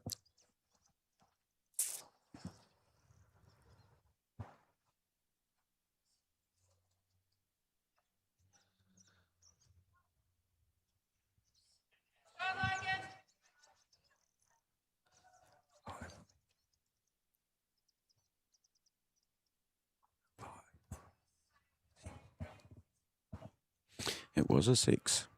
Cooper who hits the lead after being down by 5. Don't see that too often. No. 12-11 after 11.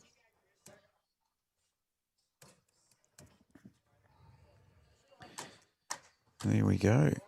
What did I say? Something about those long ends, sort the men out from the boys sometimes. A jack in between the tee and the ditch can make you nervous. Can't ask for a much more closer game than that. That's great. I see Adrian over there playing for Mount Gravatt. He played in the Adrian and Jim, who played in the Pairs. Champ of Champs Grand Final pairs up against the Nelson boys. Yes, and back here in their club championship fours.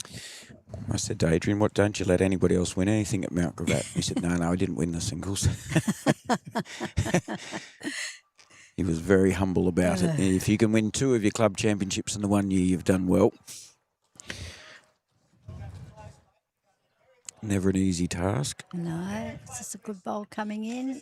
Oh, yes. Almost did the job, didn't it? My word. It does make things a little better now, coming that hand anyway.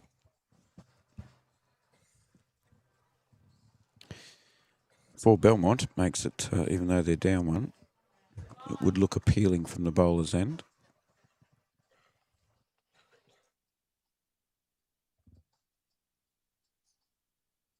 Not a bad bowl by Ian. In another good catching spot.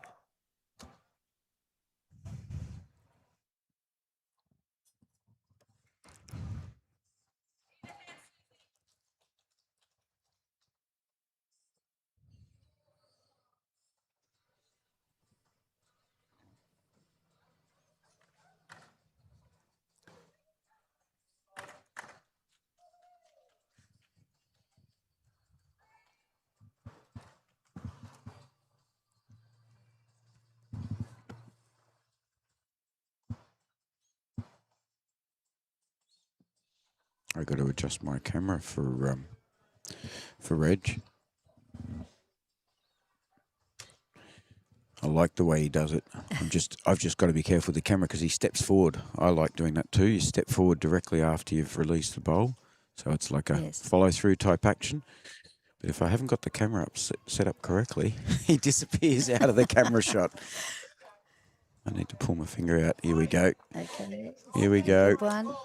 It's going to be the winner chicken dinner. Oh, absolutely. It is. It is a Great Mr. bowl. Chalky as well. Great bowl there.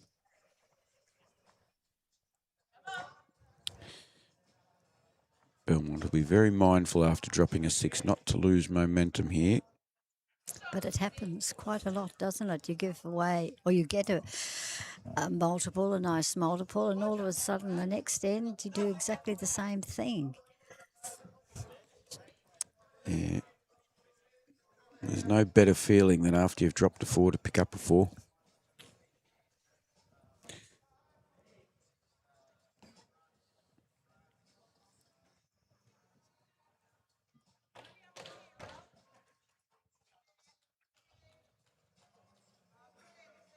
And he's walked back. I've moved the camera to cater for him walking forward. and then Michael's walked backwards. He's done the opposite to what I do. It's all good.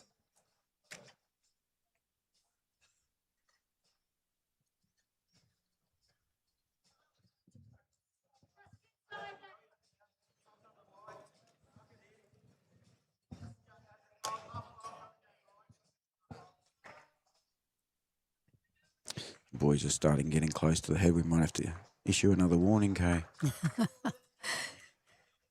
Get that woo, woo, woo, and the siren going.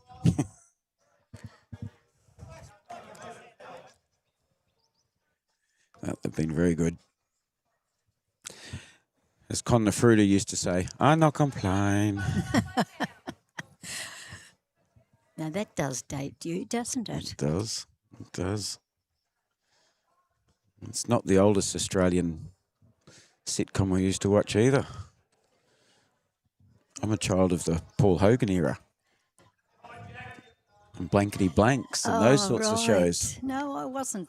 Unfortunately, I went overseas for a short holiday and ended up coming home 11 years later with a husband and 2 children. So I missed a lot of the a lot of that. A Yep. lot of early Australian TV. The Really. late 70s, Yep. early 80s. Yes. All of Look that. at this bowl.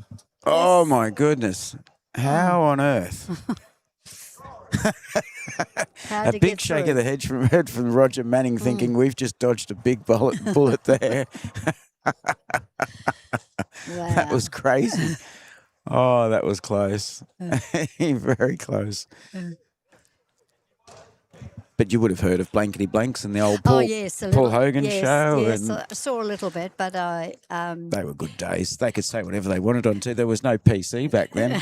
no, absolutely. Dave Gray and, what was his name? Graham Kennedy. He knew how to push the boundaries of inappropriateness even back in the days where inappropriateness hadn't been invented. Definitely. No, I only saw a little bit. As I say, I left in 1970 and didn't come back till 81. So, and that was a great period, I think, of Australian TV shows. Who weren't so caught up with all the American.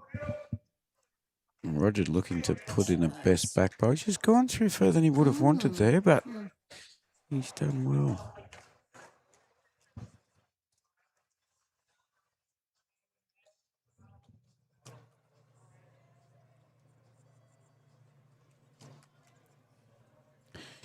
And who would have thought? Oh, Sal's gone through as well. Sal's got the eye of the tiger. He really wants that jack back, and I don't blame him. He's still got one more bullet, but he really wants that jack back. It's probably looking pretty appetising on the forehand for Sal. So Roger's changing this time. He's on the backhand. He'd love to be just behind the two holding shot. He had a nice line last time. Just a little bit of weight off. He's probably changed hands. That way, if he does bump anything, he's not as likely to do any great harm. Don't disturb it. Michael's calling out already. Yeah, it's not bad, and it is in for a third. No, it could well be in for a fourth, yeah.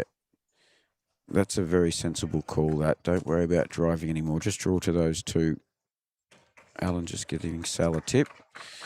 We'll see if Sal does what he's told.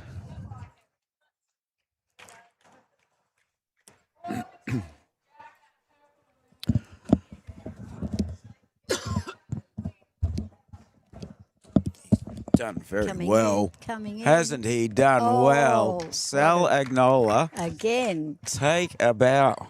With his last bowl. Very casually just says, thanks, boys. Thanks, fellas. I always knew I was going to do that. Never in doubt. Like to give him a bit of a clap. I go for both teams when I'm live streaming. No, he's too humble. Oh, yes, he has seen it. He's happy. He should be. That was a lovely bowl. Well, they just dropped a 6 and they were down at least 4 then. So that was a massive saviour. That stopped a 10-shot to end.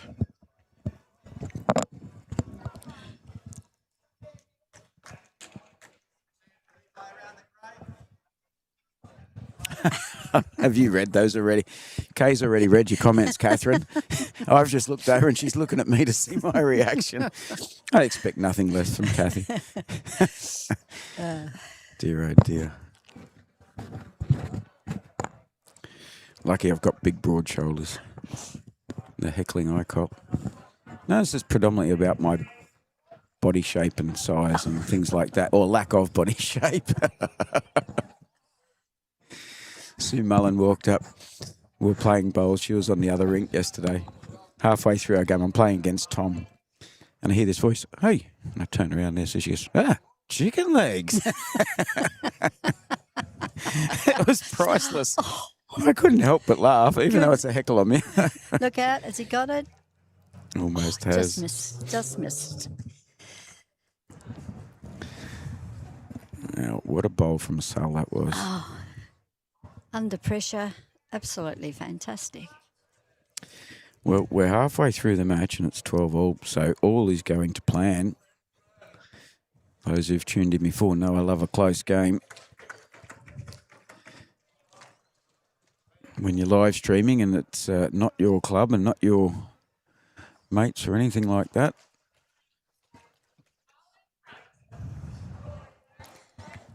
You just want something close for the viewers.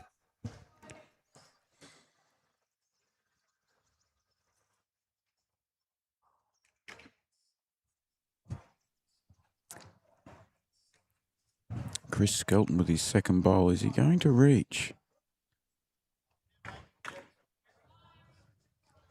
Only one Not down now. quite. Not quite. Yeah.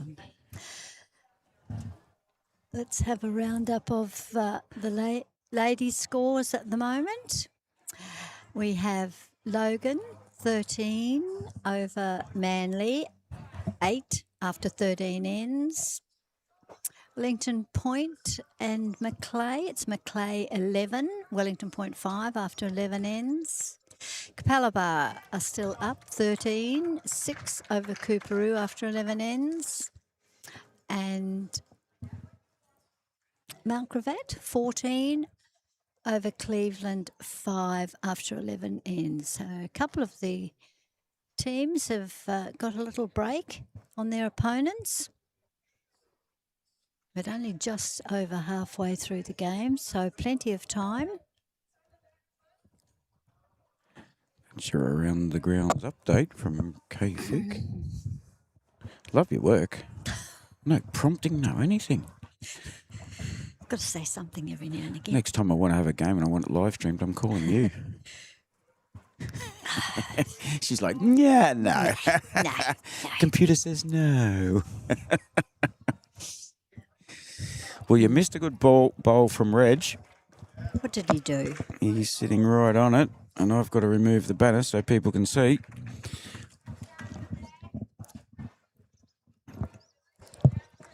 Yeah, it looks like 2 to Belmont at the moment. I must say, Reg has bowled very consistently as a number 2 from Yep. Belmont.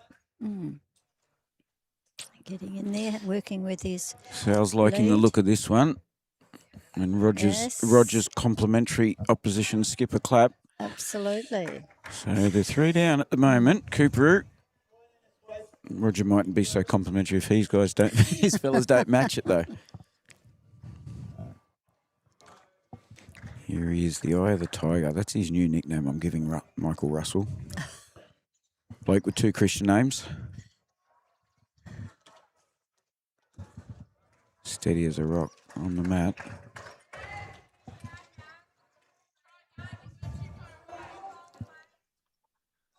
He wants it to hold out. Got it? It's not quite going to. I like the weight he played. He's still got another one. Yes, didn't miss by much. Little touch.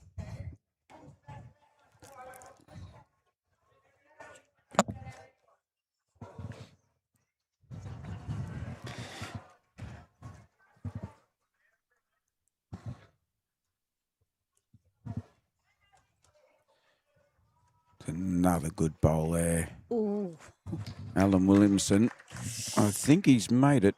widened the target, He perhaps? has, but I think he's made it 4. And there's enough gap between those 3 front ones.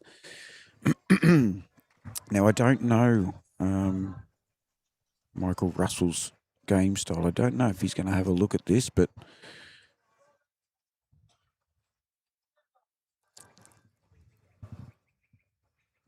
he is. It's on its way, folks. But he's wide. That's just missed. That one's through to deep fine leg, that one. So that'll give Roger Manning something to think about too. I don't know that anybody's really had any weighted shots yet, Kay. And if you've been playing on grass and you play a weighted shot, it's more likely to start slowing up than it will on this. And therefore your grass here needs to be very narrow for that sort of weight. And if he was to get it or get the jack back, I don't think there's any touches at this stage. Maybe one there. I do think Belmont's got the furthest back bowl. That white... The bluey white one. Yeah, Coorparoo, sorry. Gordon's bowl will be the furthest back. There you go. Selves putting one at the back. There's your insurance. After these next 3 bowls, we'll give you an update on the men's matches. They're all around about that 12, 13, 14 end mark so far. What will Roger do? The hard part is he's going with more weight than Michael Russell did. He's got one out. Reduces the damage to 3.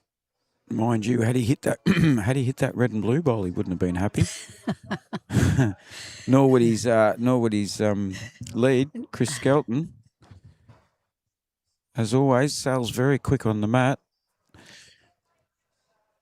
I'd like to see him just draw a closely in behind, but he's not. He's put the weight on again, so he's definitely putting in the insurance. There it is. So Sal's got the 2 bowls at the back.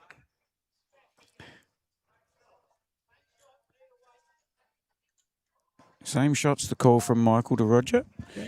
Roger would be happy if he could split it. He could possibly get all 3 in one hit here.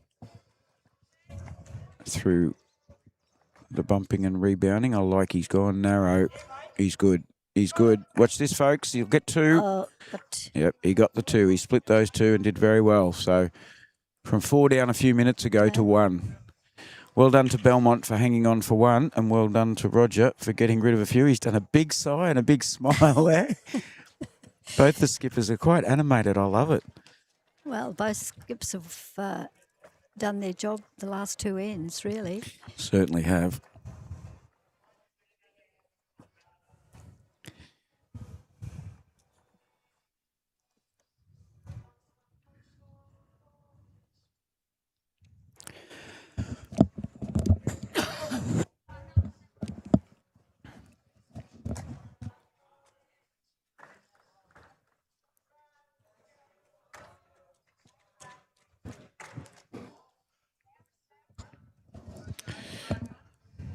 Another 3/4 length end. Jack's probably a good 3 metres up from the tee.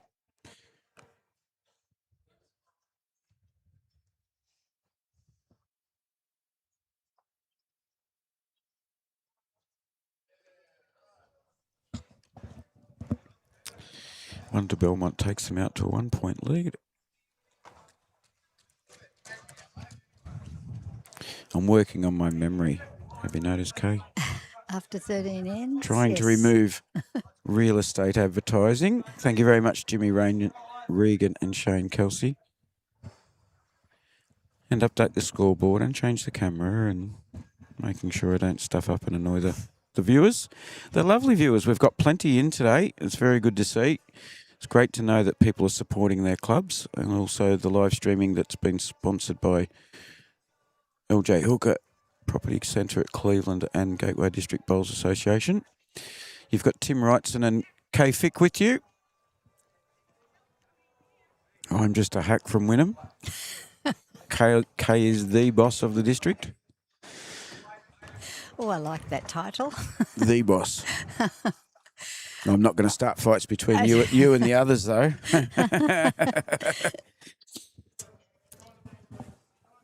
Just twisting my head. And after a nice close in, that last one, they're all staying away. So we'll do a quick round the grounds for the men's tournaments. It's great that you've been doing the ladies and I can do the blokes ones. Starting off from rink 2, 3, 4, 5 and 6, we've got 14, Macleay Island, 14-9 up over Wynnum. Carina has started to stride out. They've got a 19-9 lead over Wellington Point. Cleveland and Logan, 10-9 to Cleveland after 13 ends. 9-7 Manly over Mount Gravatt. And this game, 13-12 Belmont over Cooperoo. So there's sort of only one that's sneaking away a bit, but they've still got 6 ends to go too, so. Have a great end like we had down here a little while ago, a 5 or a 6. That's all it takes. Can change the complexion of it completely.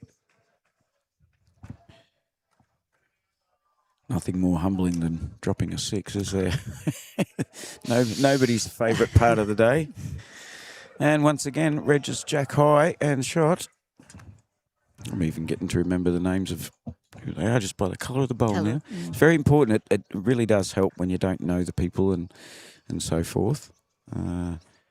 Just Just having the different drill that colours. into my head when I start and writing it down. So they'd all been black like they used to be. Well, yeah, would have and they been- would have all been wearing white. Would have been very difficult. And they all would have been 120 years old.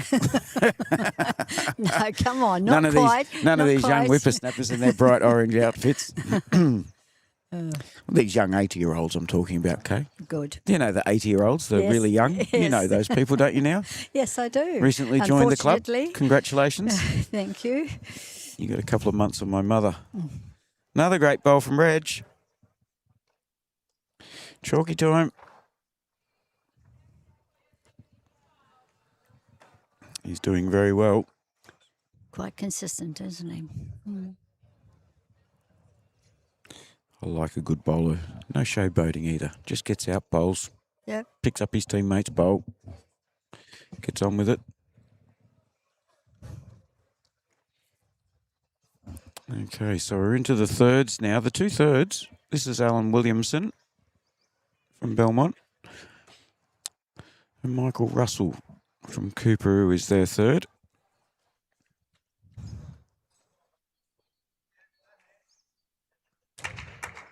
Just going to hold up. Not quite. Didn't do any harm. Reg would have given him a clip over the ears if that had hit it any harder, I think.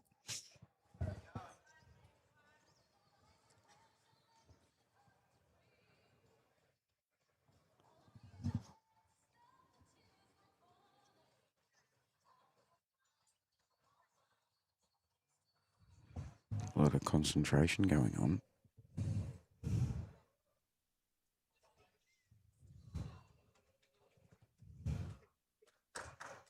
See some great shirts at bowls, don't you, Kay? Absolutely.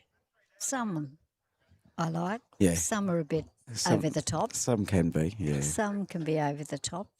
I look at the shirts sometimes and I think, yes, those shirts were designed by A graphic designer that's never bowled. Would that maybe be? a male-dominated Oh, yeah. committee or Yep.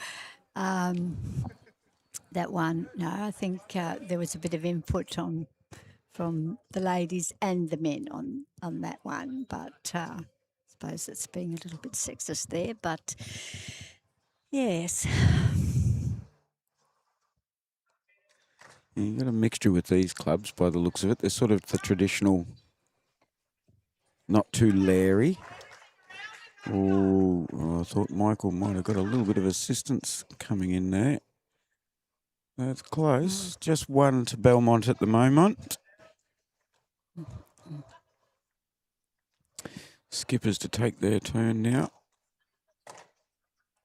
Now I've got a funny feeling when Belmont went to had these orange and yellow shirts that they also had an orangey red pants to match in the beginning.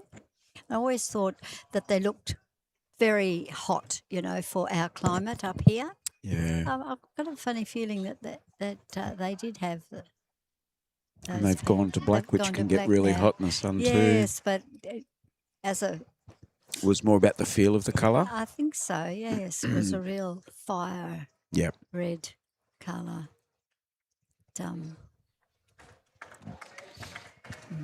Sal's on his backhand. He needs a little bit more wheat bix. Yeah, look, there's some unusual. I think, and I'm absolutely no fashion guru at all, I can assure you. Thank heavens people just tell me what to put on, because if I had to choose for myself, I'd be no good. But I have seen some uniforms, and I would not play for the club in the colours that they wear. I'm not going to name one in particular at Adelaide, but they have an away strip, and they all wear their aways, and a lot of them do support other clubs, and they go to these tournaments. They'll go away to Mildura and places like that for a week. I don't even like having to play against them and looking at this particular club's away strip. It's not pretty, and it's such an unusual mix of colours, and it's The old sort of, or Sal's got a little wick there. Is it enough of a wick? Oh, It's wiggled and wobbled. I'm not sure. Michael's just sort of shaking his head. He's not 100%. Doesn't change. 2 down possibly for Cooperoo now with that last one come in. Because Michael's is the best Cooperoo bowl at 3 o'clock. The Port Adelaide bowl. Probably doesn't change. That's what he's got to do. No, Roger's still probably got to play the same shot. He's just got to make sure he's under the red up there at sort of 10, 11 o'clock. Now, because of his stance and the way he turns, It's hard to say. it can be hard to tell whether he's going fore or backhand. This is forehand, though. So he's playing an under Sal's last bowl at 2 o'clock. He's looking half decent here. He's looking half decent.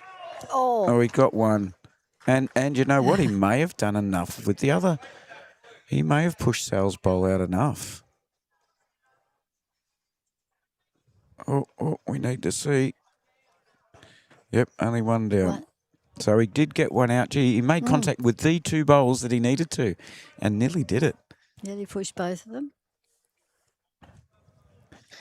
Wowee. Don't forget, ladies and gentlemen, this afternoon at 1 p.m. So after this game, there'll be a lunch break. I am hoping that we get enough time for a bite to eat. But after this game, we'll have the ladies' semi-final coming up. That's a separate link, either on Border Sports Live Facebook page, YouTube Live Sports. If you go to the Facebook page, it takes you to YouTube anyway. Yeah, I'm not mentioning it, Kathy. The ladies' semi-final, we don't know yet who we will be live streaming for that particular game because obviously there's quarterfinals are on at the moment. We'll keep you posted. We've got a mixture of scores over there. We've got 4 games underway in the ladies. See a few of the lovely ladies I've seen out there bowls lately. You see Sylvia Cinnamon out there. Her team Wellington Point's got a 1-shot lead over Macleay Island at the moment. And I do believe Betty Clark is out there as well from Cleveland. They're struggling a little bit, 18-6 down. 16-8 down to Mount Gravatt. Logan's got a 3-shot lead over Manly and Capalaba's got a 11-shot lead over Cooperoo. So that's your ladies' results. As we see another toucher. Oh, and Timothy, you lunatic. You still got the banner on the screen. Kay, you got to smack me. Smack me. We were looking behind Oh, the I scores. know. Checking scoreboards. It'll be the ruin of me, I'll tell you. Sorry, folks. I'm human. I make mistakes. I'm embarrassed, but I got to the stage where I have to laugh at it because I've told myself 100 times. Well, you get to this age and it does take sometimes Yeah, a little bit longer. I know. I'd be more than over the moon if I even make it to your age. I told Mum the other day I think she'll outlive me. Oh, She didn't like hearing that. no. No, Mum does. No. I feel like I'm falling apart a bit lately, so...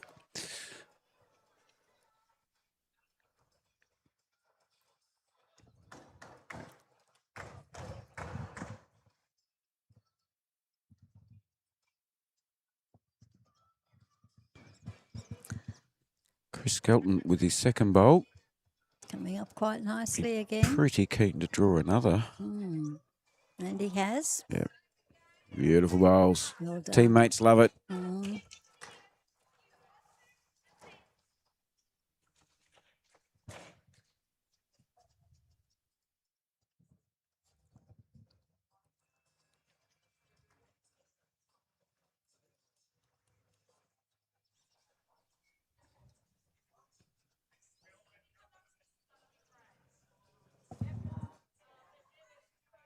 One's just going to cut under.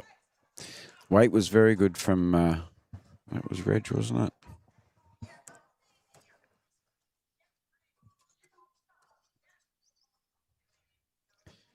few people have already said to me, I wonder if the Nelson boys will be playing in the grand final next Sunday.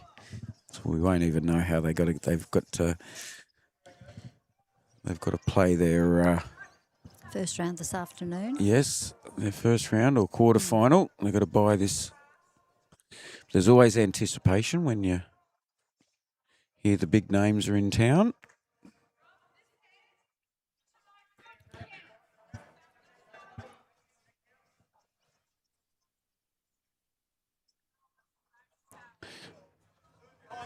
Good ball behind.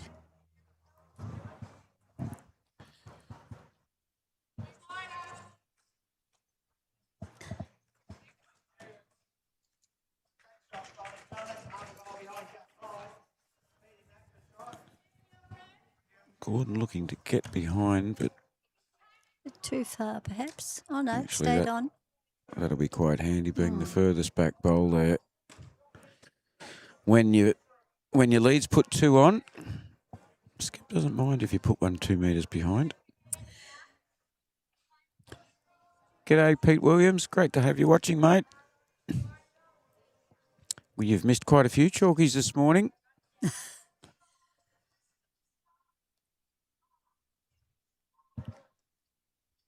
The skippers will be heading off to the shop soon. Get more chalk. There's been quite a few from both teams.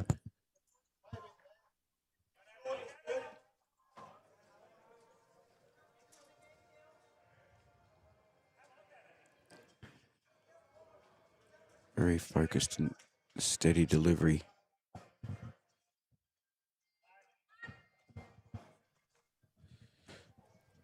More and more spectators turning up, Kay. It's very good to see down here at Capalaba Sports Club.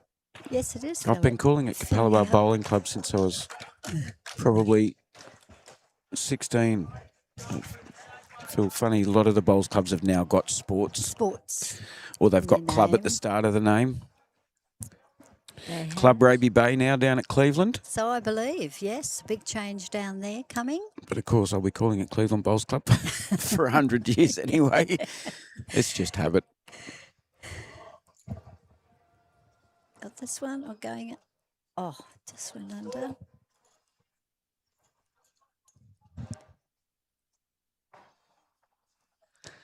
It is a nice, lazy Sunday, Pete Williams. It's nice to wake up after you've played a really bad day of bowls on a Saturday and wake up and go and watch other people. I would not want to be out there right now the way I played yesterday.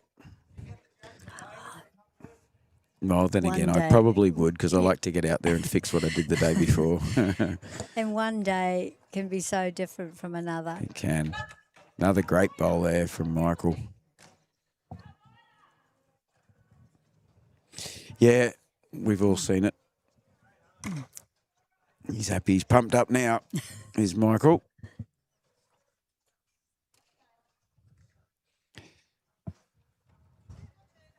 Lots of smiles on the Cooperoo boys' faces.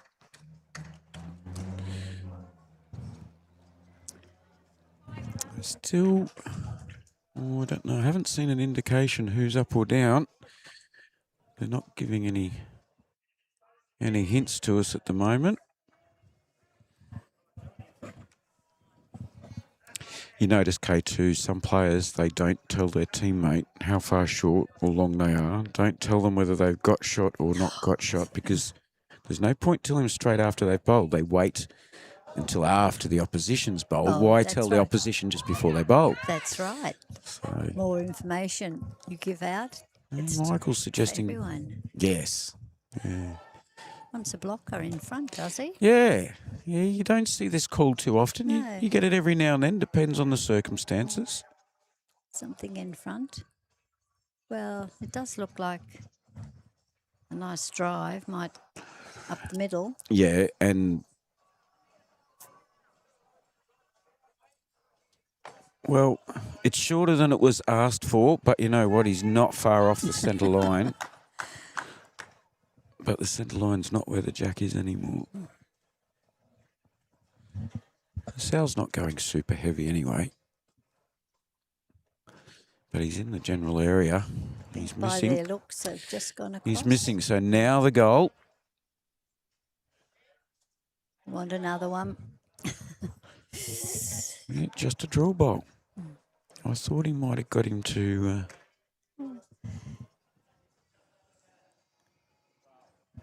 it is the last bullet, so it's all good. Anything beating the white bowl at the back. Cooper might get a decent number here, but he's definitely kept it out wide. He didn't want to create any issues. It's coming back. In. Look at it. Nice. Here it comes now, folks. Oh, it's coming for Have a a look at counter. that. Didn't he judge that well? Whoa. I'm seeing 4 to start with without even a tape measure coming out. Yes. 4. It is. So another momentum shift, Kay. Fantastic bowls. Well done to Cooperoo there. Belmont had started to have a little comeback after they dropped their big number. And you don't want multiples towards the end of the game. It's hard to get them back. Too right. And if you're going to start getting 4s like Cooperoo just did, now's a good time to do it. Makes the opposition just that tad nervous.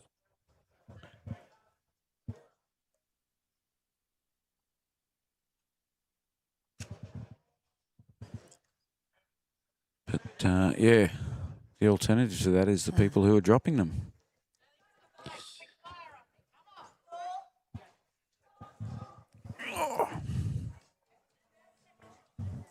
That was me groaning as I tried to get up. Oh, there you go. Cleveland will be always remaining as Cleveland Bowls Club, not Club Raby Bay. I know they've got a separate... Kind of an overreaching. Yeah, Club Raby Bay may be the Carina side of it. That's will be interesting to see. Thanks very much for that, Steve. All right, here we go. Here's our last round of the grounds, I'd say, folks, until we get close to the end of the match. I'm happy to do the men's again, okay, if you like. 14-13, Macleay Island. Wynnum has come back from the dungeon. They're only 1 shot behind, so they're at 17 ends. 14-13. Good on Wynnum. 19-11, Carina over Wellington Point, and that's after 17. 13-11, Cleveland over Logan. That'll keep Steve Burford happy. 13-11, Cleveland over Logan.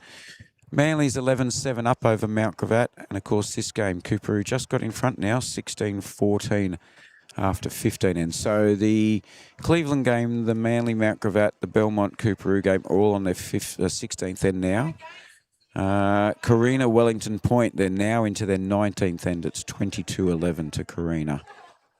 So that may be getting a little bit tough to reach for Wellington Point. So they've made a bit of a break there, Carina. I'll let you do the ladies, and I'll actually concentrate on the cameras for once in my life. All right. Let's see. On the ladies' side, Logan 13 over Manly 10 after 15 ends. Wellington Point are just up 16 over Macleay 13, and they've played 15 ends as well. Capalaba 17, Cooperoo 6 after 13 ends. The Capalaba ladies on their home ground, I think, are making the most of it. And Mount Gravatt 16, Cleveland 8 after 13 ends. So a couple of close ones and a couple that have where one side has got a little bit of a break on their opponents at the moment. Well done, Kay Fick.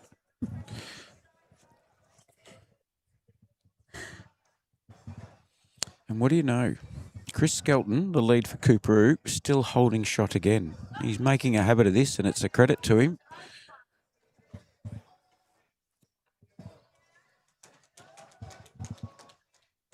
Ian Jenkins from Belmont sitting right behind with his 2 white Dynamics.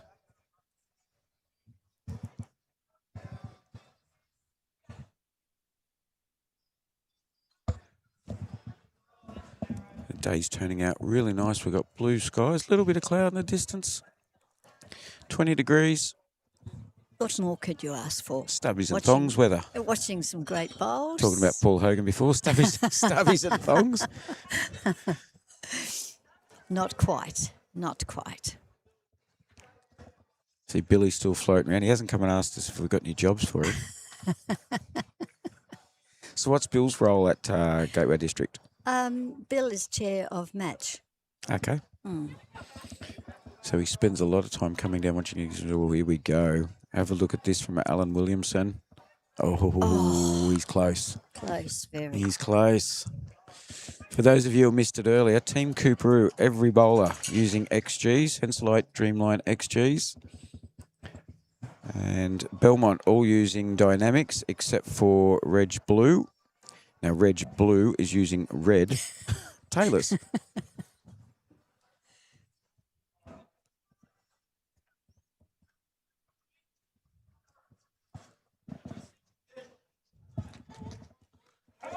Michael's close. Michael Russell. Oh, Wowee. He gets a chalky. And I dare say holding two to Cooperoo here.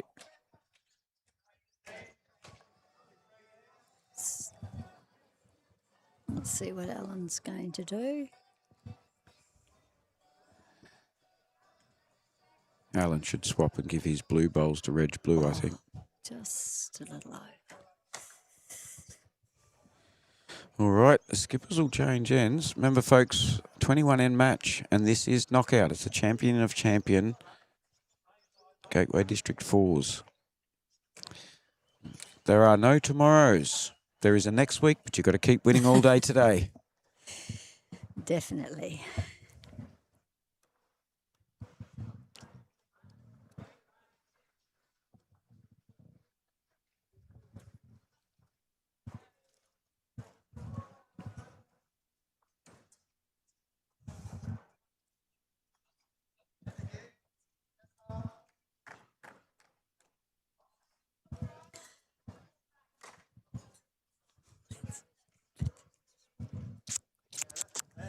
Let's see if Roger's going to add another one.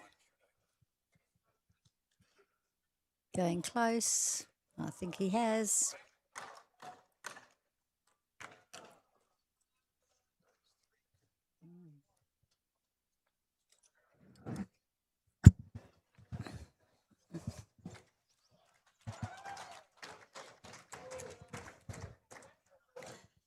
Alan coming down to see if he can spoil the party. Just going to cross.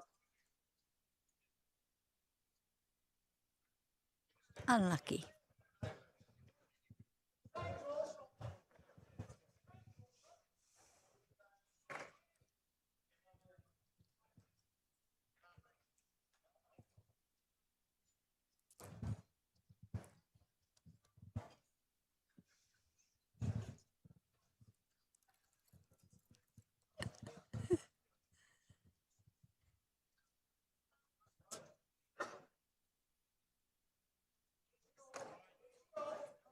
Roger's got a good line to see if he can add another one to the count.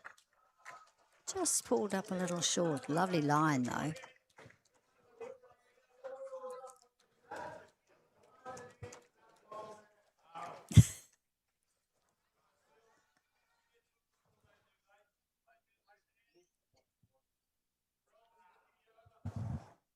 Last bowl from Sal. Let's see if he can get in there and cut it down.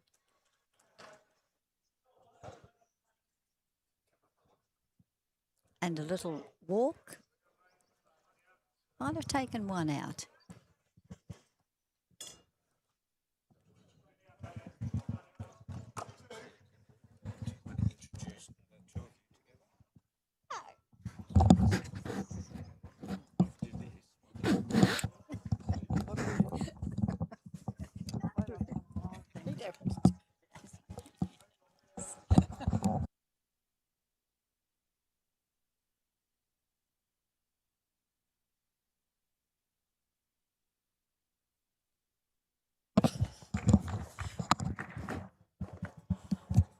Yep.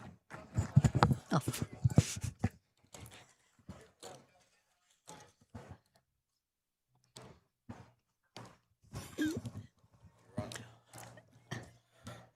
And we've just been joined by Leslie Mitchell, Gateway Assistant Secretary, who's come in to watch some great bowls today, and will be taking over the commentary from me. Welcome, Leslie. Thank you, Kay. Nice to be here. Watching some really good bowls in this beautiful venue. Some very close games. They are. And then we've seen some great bowls. Great bowls. Getting towards the pointy end, though, so we'll soon know who's going to get through to the next round.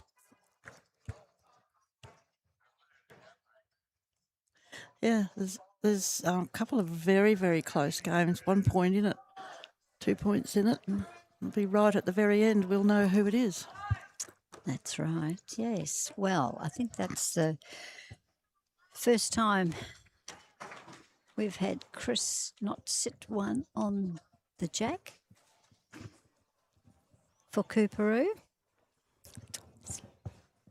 Let's see, with his second bowl.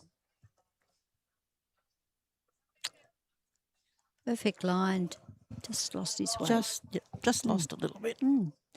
He's been playing very consistent bowls.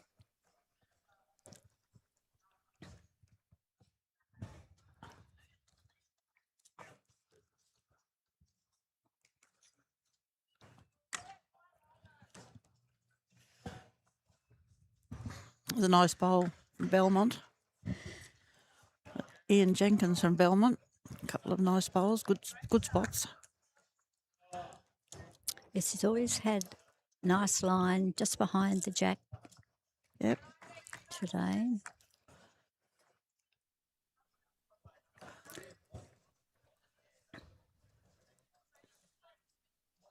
They shortened the end a little bit. Just taking a couple of bowls to Adjust. Yes.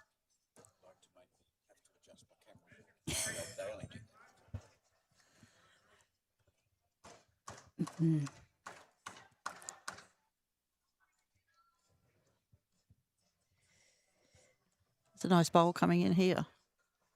Yeah.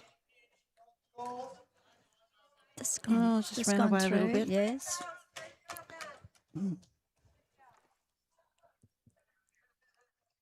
But that would be three to Belmont, I think. Yeah. Right. Oh, just slide past.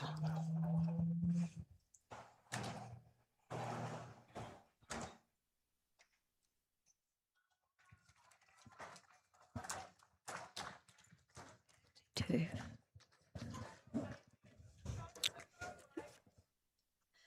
Bridges' second bowl. I think he Corrected nicely. right behind Be very close now. right behind the jack.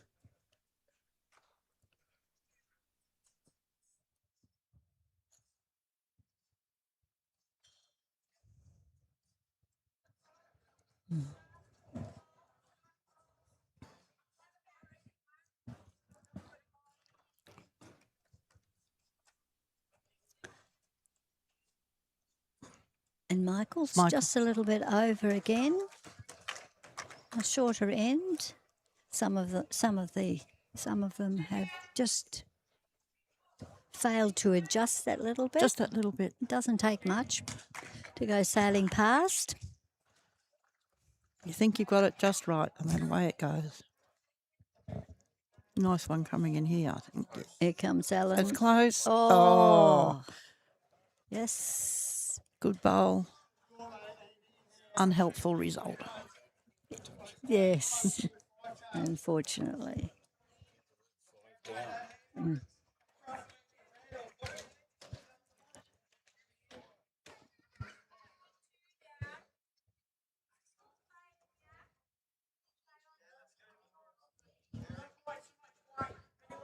Okay, this is Michael. His line's not bad. He just needs a little bit of adjustment. His weight.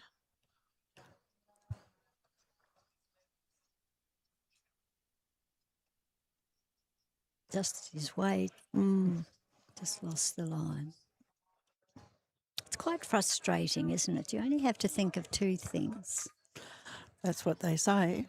Weight Weight and and line. line. And sometimes You have neither. don't. Now, Belmont got a handful here, I think, and so They'd have 5, yes. late in the game to give away a large multiple. 6, Tim says. He's been up and had a Oh, the look. pink one. The pink one, I think, yes. Mm. No, that's right. The Belmont player was very unlucky, though. He was. He had- Didn't get it square. Wait, no. Just sliced it.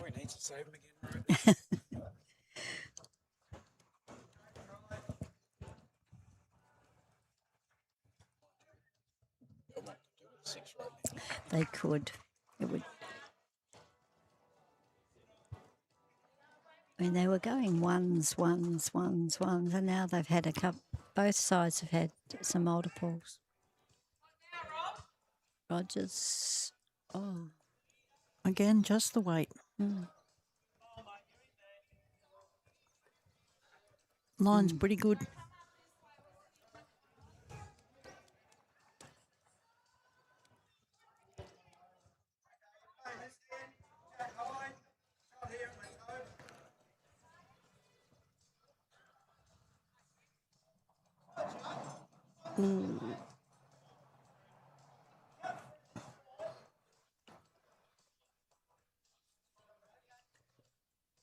Change his hand. Last ball from Roger. Yes. Let's see what he does.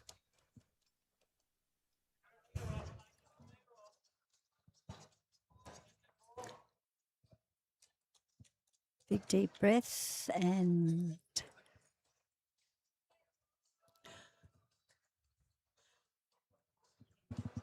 He didn't change his hand. The third wanted him. Michael wanted him to change hands, but he decided. Yeah. stayed and just lost his weight.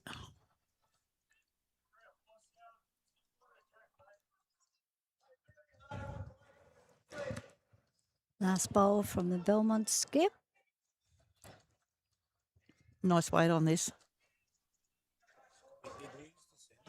Very nice. Oh, It'll go. Will it count? Yes. I think so.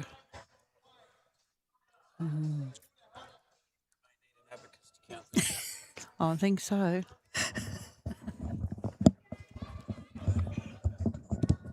You know, 17 ends, it's tough to lose that many. Yeah, there's a bit of concern here on the faces of the Cooperoo boys. I think so. There was talk that it was a 5 or a 6. And I think the last bowl that came in from Salvatore might be closer as well. Yeah. Yeah, I think that tape measure's going to run way past those 3 yes. bowls. Yeah, So there's your 6. yeah. It is. Welcome to the broadcast, Leslie. Look what Thank you you. got first Thank game. you. Cooperoo aren't going to like you. I might be Belmont's lucky charm. You could be. Belmont will love you. And Cooper will ask me to go. Yep. Oh, look, they'll all ask me to go, so don't panic.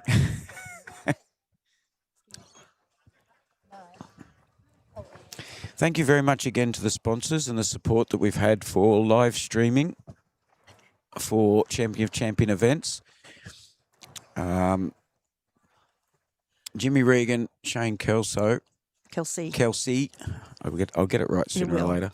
There's too many Kelsos and Kelseys around here. I've worked that much out. True. Thank you very much for your support, and also Gateway District Bowling Association for your support, for helping with the setup and the grounds, and also hosting this Sunday, today, and also next Sunday, Capalaba Sports Club. You've just provided some brilliant facilities here, from the electronic scoreboards to the roof to the lovely carpeted greens and pristine grounds. Leslie, I looked around. There's not a speck of rubbish anywhere. No, they're beautifully kept, well looked after. Our 2 sponsors are both from bowling families as well. Yes. I've played against Jim before. Have you? Yep. Well, they both started out as youngsters. I remember them both being, well, we didn't have juniors in those days, but I remember them both being young, upcoming bowlers. Yep. Yeah, Kay was saying she remembers them as very young fellas. Yep. Yeah. Coming down with Grandad. We were That's saying right. that grandparents have got a lot to be proud of. They do. They do. Some of the 20-year-olds, and I don't know that Jimmy's 20 anymore, but with Neither with the Nelsons in particular, you know, the grandparents and parents that have got these young people into bowls, hat off to you, because there's a lot of clubs out there scratching their head. How on earth can we get young people to join our club, get involved, and then rise to the levels that some of them do now at 20 years of age? Well, I think in on the Gold Coast, Tweed, champion of champions, Nathan Rice is playing with his son. Yes, I saw which his son is, playing a little while back. Yeah, it's lovely to see father and son playing together.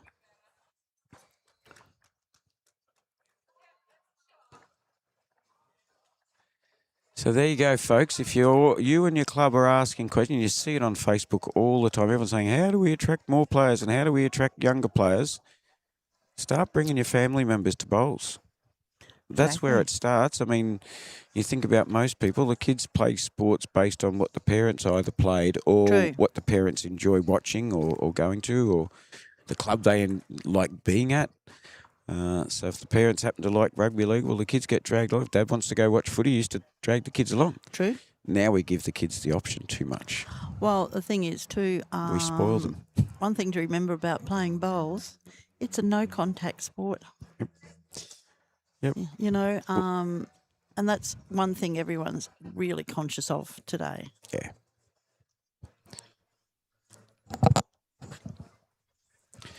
That's right. Don't need any headwear for this. No shin pads. No, shoulder pads. No. It's not a bad bowl there from Gordon. Gordon Reynolds of Cooper Holding Shop. It's bowl at 3 o'clock.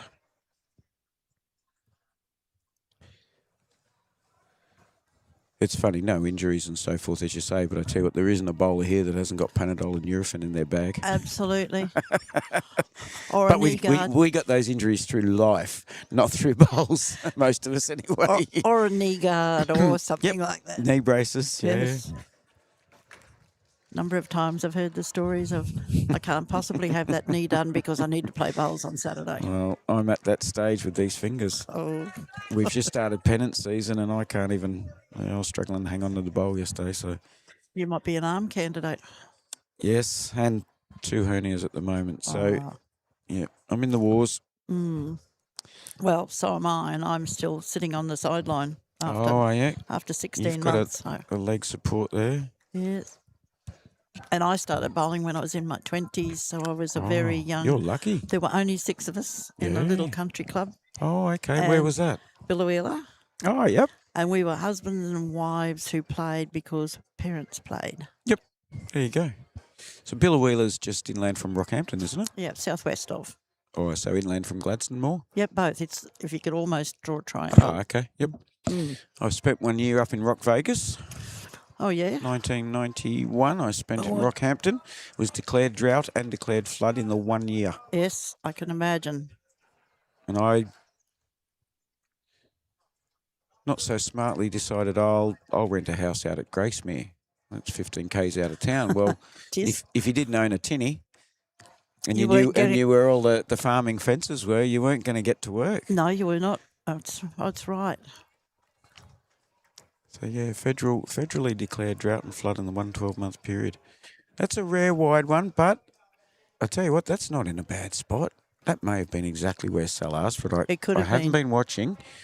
Well, I But couldn't that- see because he was sort of standing across the head just then. Yeah, I'll just give you the heads up too. That's the one we watch. Yep. That's what's happening now. That's the one that's slightly delayed Okay. that people get to see. So yeah, that may have been asked for that behind because I imagine Cooper are going to come down this hand nearest to us. So as Michael is Here we now, he's go. looking to sit the blue bowl. Off that one. Has he got another? Oh, he has. Yeah. He's not going to get a Christmas card from Belmont Boys. He's bowing his head.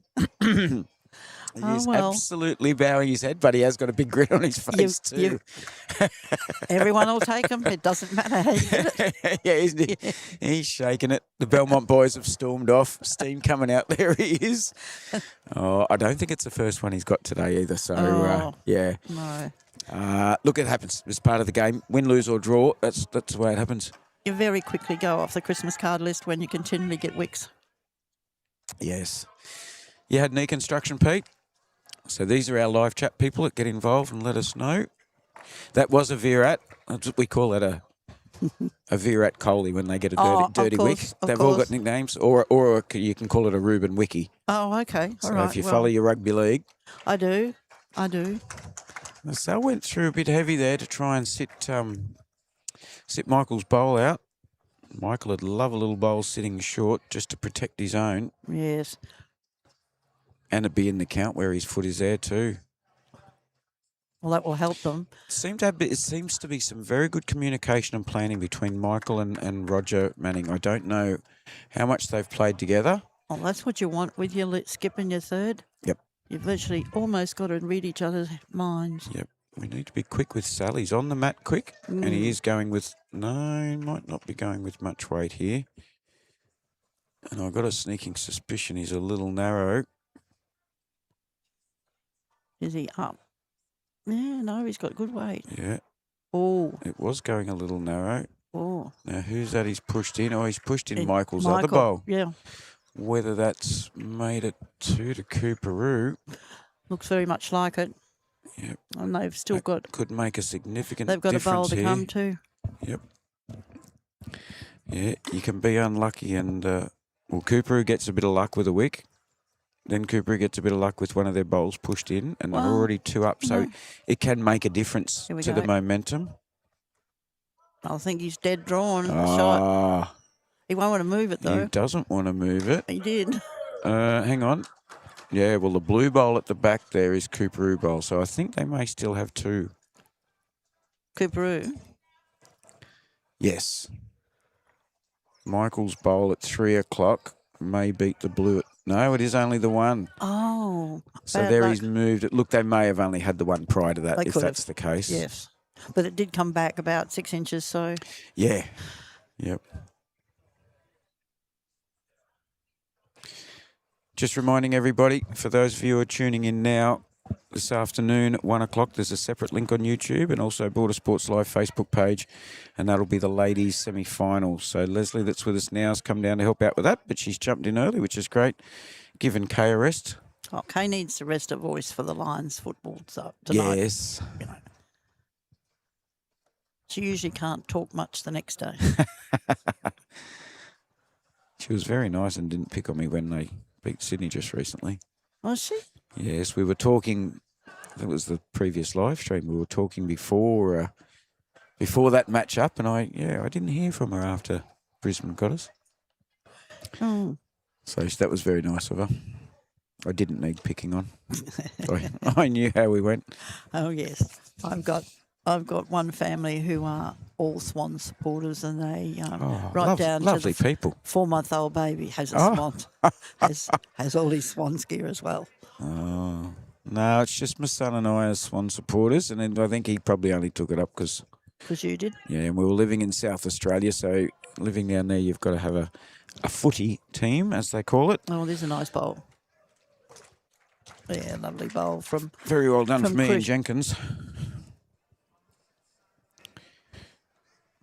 So we need to update my scoreboard here. Cooper just 1 behind now. My scoreboard is way out of date. My apologies, folks. I didn't put up that big 6 that Belmont got a moment ago. My apologies to the Belmont people there. They're probably wondering what on earth am I doing? I think too the scoreboard was wrong even when they got beautiful bowl. That was lovely. Lovely bowl from Chris Skelton. That's your up-to-date scoreboard, folks. Yeah, Chris's bowl. Look, they've all 8 bowlers can hold their heads up very high. Yep.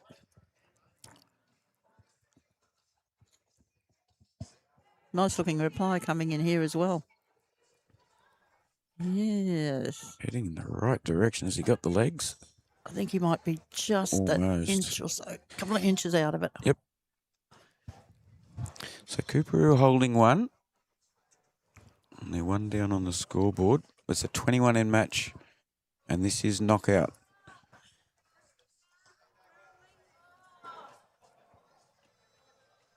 Now, I'm looking across. You're not going to believe this. I better give people an update. Leslie, my Wynnum boys have come from way down behind, and they've had a 21-14 win over Macleay Island. That match is finished. That's really good. That was a big It come from might behind, have- that was. Might have taken Wynnum a little bit to adjust to carpet Yes. because Macleay does have carpet. Ah, there you go. You bang on the money there. The inside knowledge. This is what we love. Also, the Carina match has finished. Carina was successful, 25-12 over Wellington Point. Bad luck to young John that was playing in that. Was it John, the young John Rusk, fella? yes, Yep, it was. bad luck to young John. But very, very good experience it's at your age to be playing in a champion of champion fours, mate. Yeah, it's a learning curve for us all. Yep. A little bit of wind. Sale just holding his cloth up there just to let his teammate know there's a little bit of wind up there at the moment. There is just a little wobble of the trees as well. So the match is still in progress. Cleveland is 15-13 up over Logan after 17 ends. Manly and Mount Gravatt, a low-scoring game. Manly leading 12-10 after 18 ends. So that's a real close game. Two carpet clubs. Yes, exactly. And of course, this one, 20-19 Belmont over Cooperoo at this stage on the 19th now.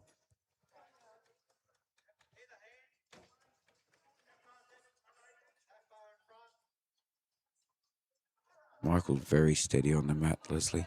Very impressed. He's just very composed. Yeah, this is a pretty good bowl coming in here too. He doesn't. Oh, yes. Look at that. Look at that. Beautiful bowl. And And the a toucher. talk. That is a boom shakalaka, Pete. Yeah. That is a ripper bowl. And it's probably made it look real ugly for Belmont, I'll be honest. Yes. I don't know that I'd be wanting... I like he's going the forehand, and it looks like he's put a little bit of muscle into this. Yeah, it's just a not little too bit much. overweight. Not too much, but enough. Yep. Oh, I like the weight. A difficult shot. Yeah. It's not a drive and it's not a draw, so it's a bowl that not many people practice. It's a tough one to master. and it's particularly hard on carpet because if you only try and play that yard on, It'll swoop pretty it'll quick. go. So Roger Manning just telling Michael, let's go defensive now. We're holding two. Let's get one round the back. Yeah. Now, the two back bowls that are in great catching positions at the moment are the Belmont bowls, the red ones. Yes. I better pan back and show everybody what's been going behind. That's a good bowl there. There's a Sorry, Leslie. That split the back bowls as well. It has, yeah. There's a lot of Belmont bowls down the back. I think Those two reds down the back, they're Regis. They're Regis. Yep. And Ian's white ones are in the front. We've got four. Yeah, we've got four Yep. white ones out on the green, two dynamics and two XGs. So, but no, Belmont definitely does have some good catches. Just need to check right down the bottom of your screen at the moment. I think That last white bowl, I reckon there's one of each. I reckon there's a white XG near the ditch. No, white arrow near the ditch, and a white XG is the second back. So Belmont can't get big numbers by trailing it back, No. unless they can get it to trail directly to those two red ones of bowls. Regis. Yes.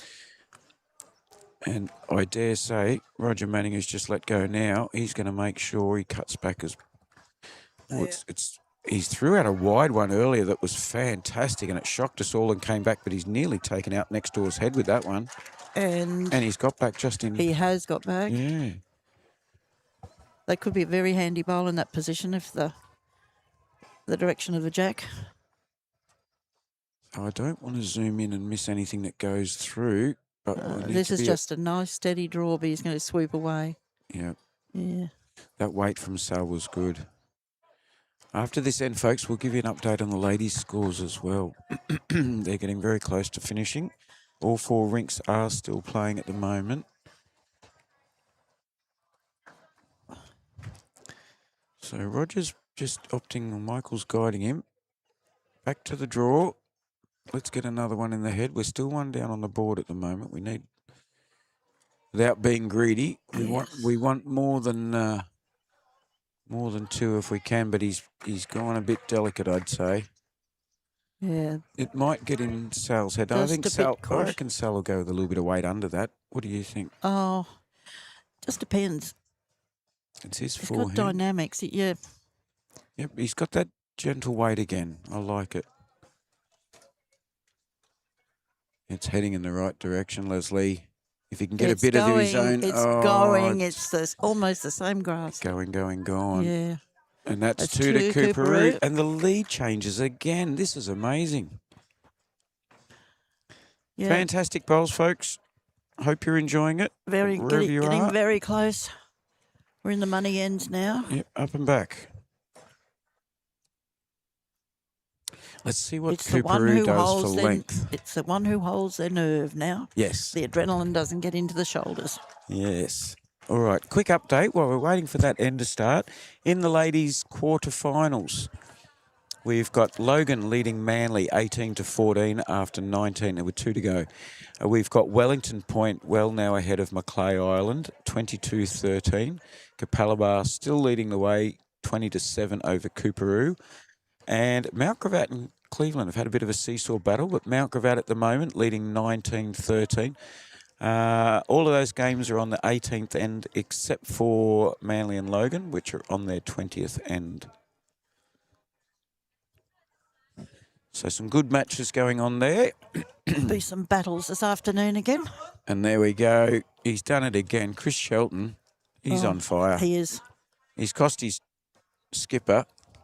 He's cost his skipper, Roger Manning, a lot of chalk today. He won't be upset about that. I don't think I would be if I was in his position. I'd be really happy. If your lead can do that. Yeah. Ian Jenkins just telling his skip where to stand. He said, I can't. There's a bloody camera over there and I can't stand here and I can't stand there. Yes, it's quite amazing how the camera seems to attract. You know it's there, but before you know it, you're in front of it. Yeah, no, they've been very good. Roger's got the brownie point so far. He reminded Sal a couple of times earlier on where to stand, which is good. I tell you what, that's awareness. Yes, it is. And you know, for some bowlers in this, a lot of the bowlers in this age grouping haven't been exposed to live streaming. A lot of people haven't even been where it's on. Have a look at this. Chris Skelton again. Ah, Very well done, sir. Yep. Deservedly getting high fives from his teammates.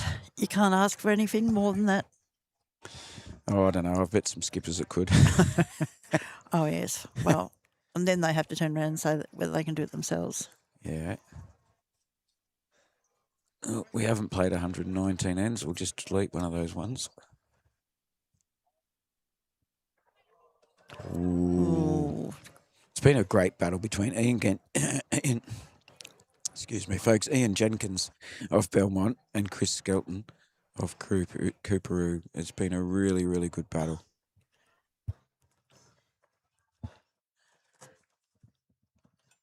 And a big thank you very much to Kay Fick for her time again this morning.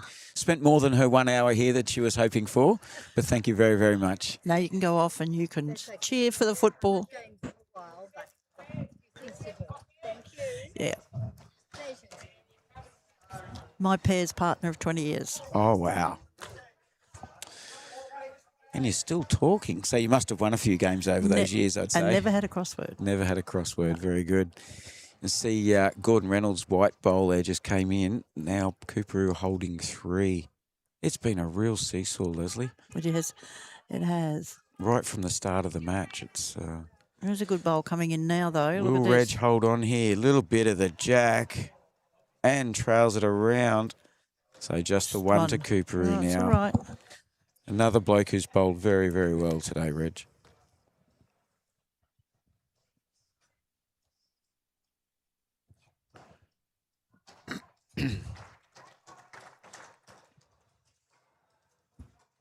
It's quite amazing how some of these bowlers from the grass, the clubs with grass greens, adjust and play so very, very well.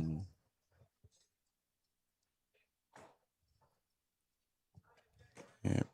One's a bit off. Yeah, the weight wasn't too bad, but it takes two things for a perfect bowl, doesn't it? We know them both, but can we put them both together? No, men can't do two things at once. So they tell me. I'm sure you've told people too. I have. Just watch us go on bin day when we take the bins out and mow the lawns, though. Excuse me. We're popular then. I actually happen to be on my own, so I take my own bin out. Oh, and mow your own lawn? No, we don't. We don't mow where I live. Don't mow? Oh, okay, good. But I do know ladies who still mow the lawn. Yep.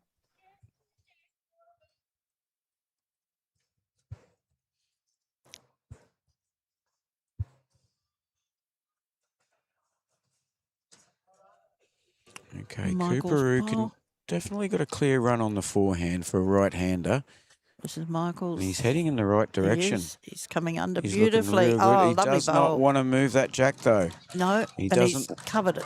Yep. That's a pretty good positional bowl now. Yep.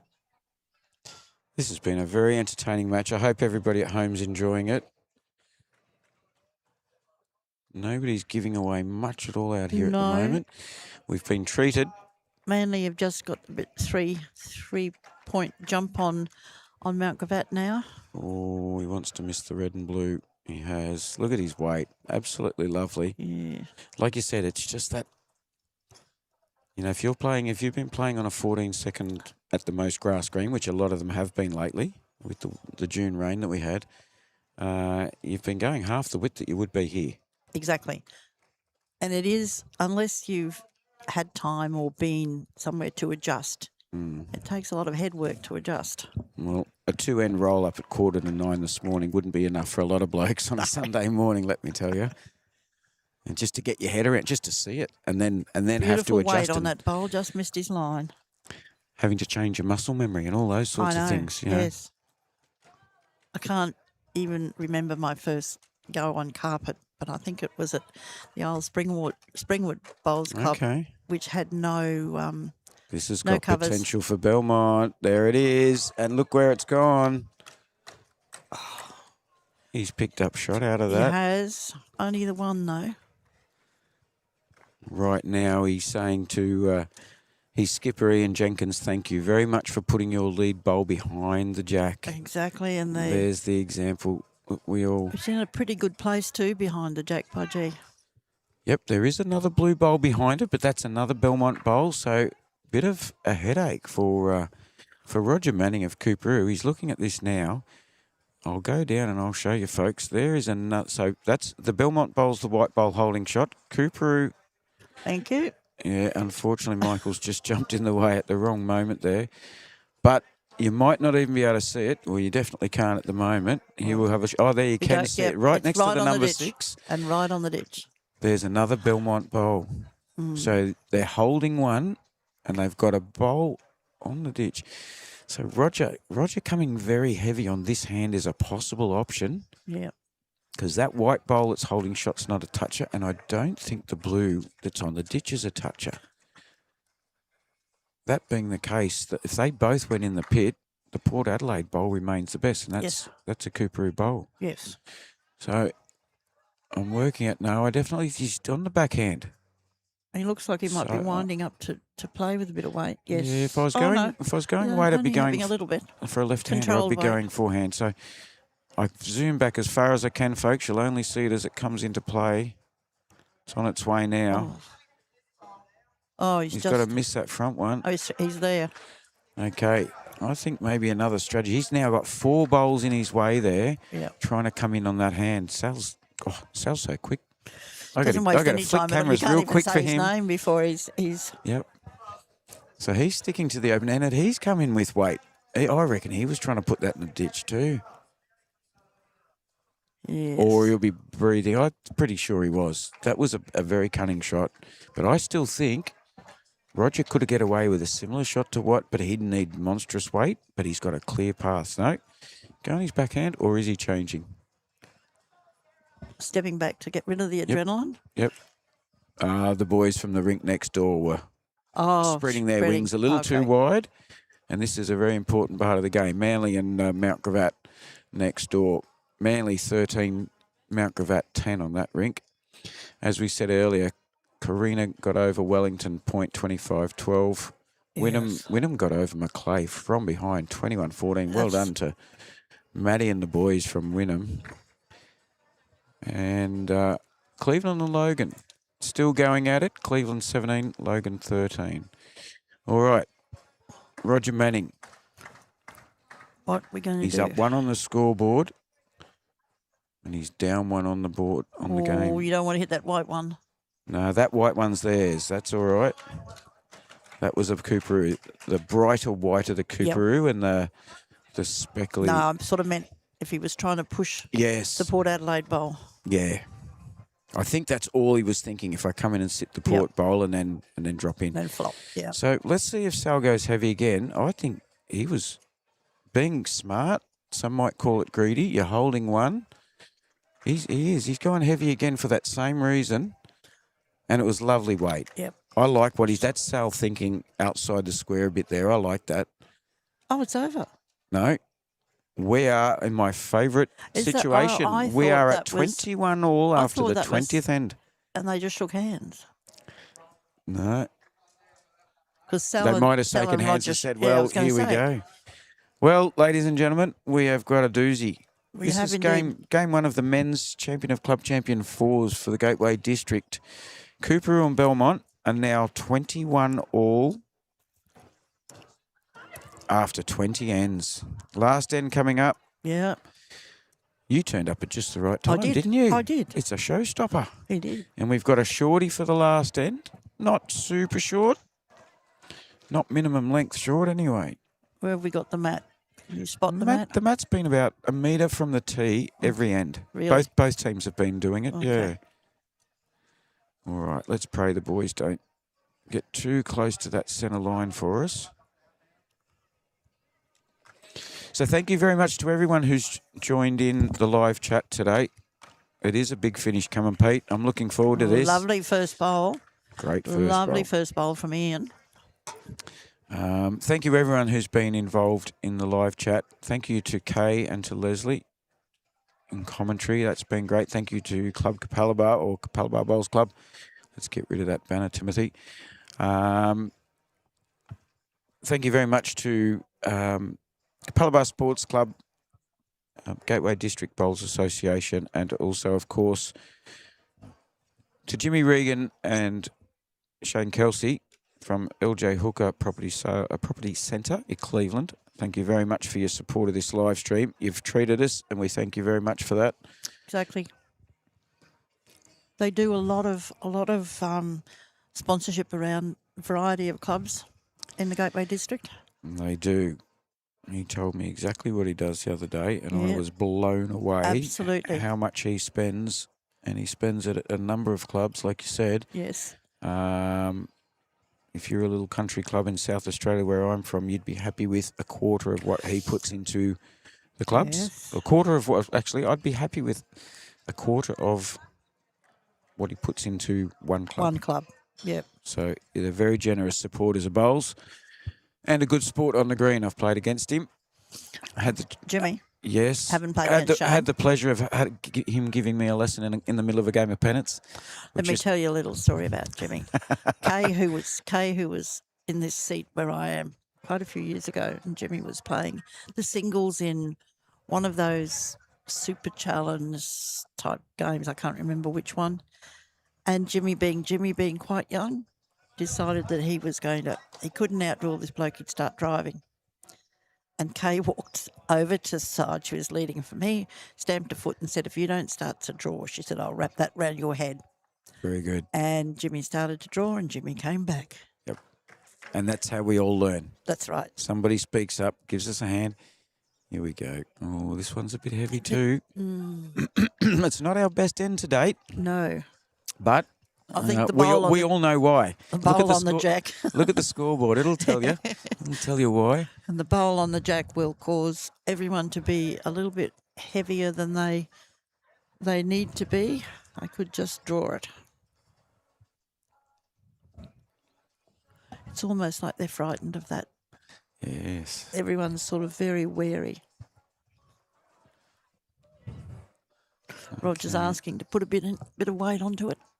So Belmont holding 3 at the moment. That will make Roger a little nervous. I'm sure he's 1 got or 3 faith. doesn't matter. He's got good reason to have faith in his teammates because they've all done very, very well today. Nobody deserves to lose this game, but 4 blokes are going to go home after this, being a knockout game. Yeah. And look, that's despite where that is, you might be surprised. That could be a good little Could be catch-up. a good spot.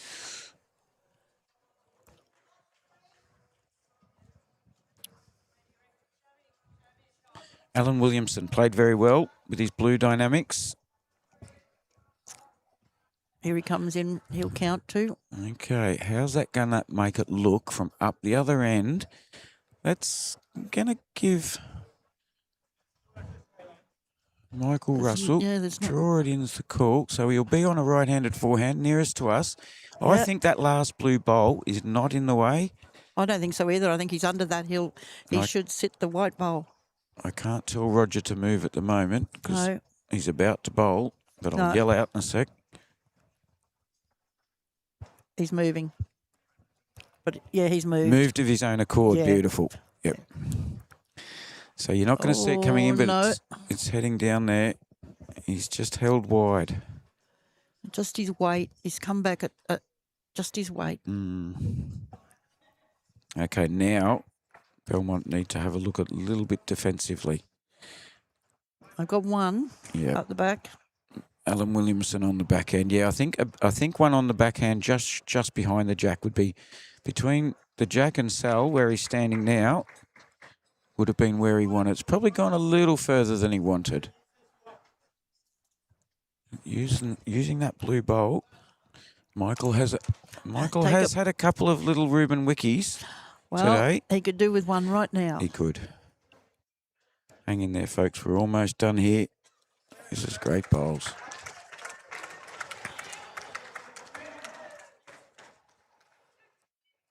Awfully steady. He takes. He's got his head down. He has. He takes a while on the mat, but I tell you what, he's very, very steady. Just a bit heavy. He can't drop his head. No. Well, he has, but he can and he has. But you know what?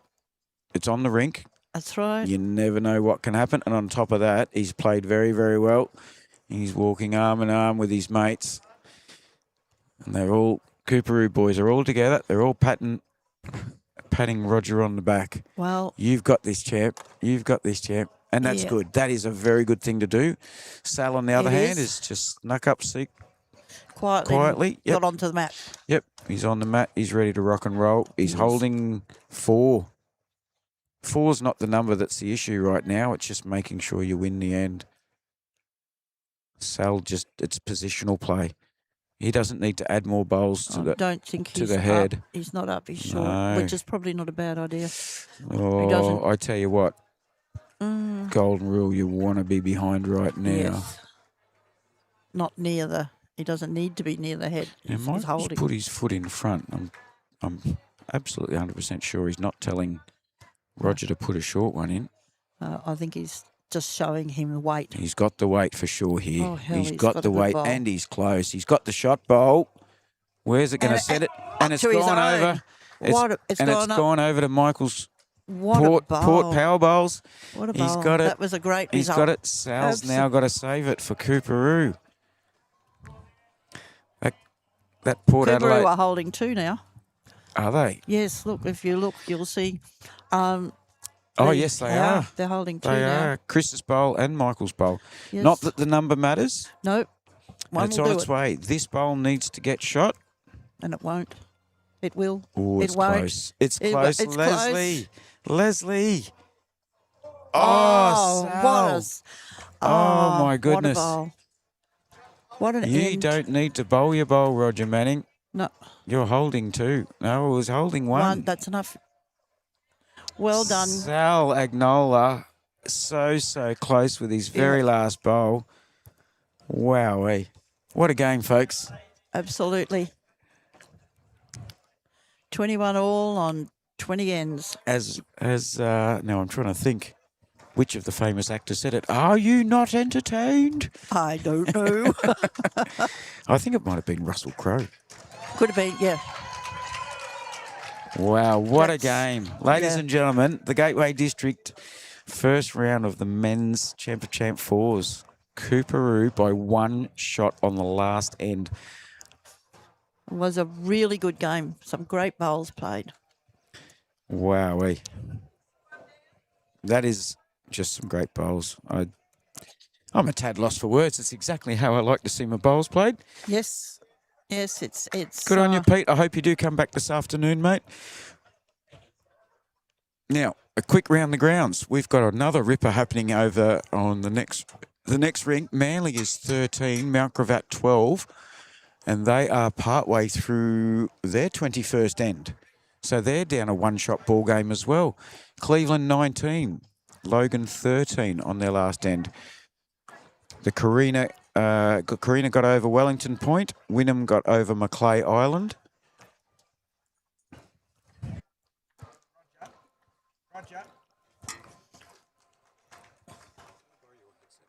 Yeah, sure. You don't. Enjoy a break, yeah. I will. I'll see it after lunch.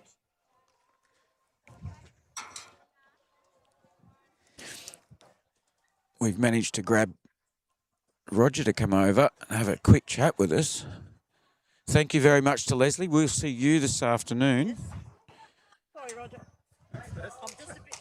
Well done. Beautiful. Oh, thank you.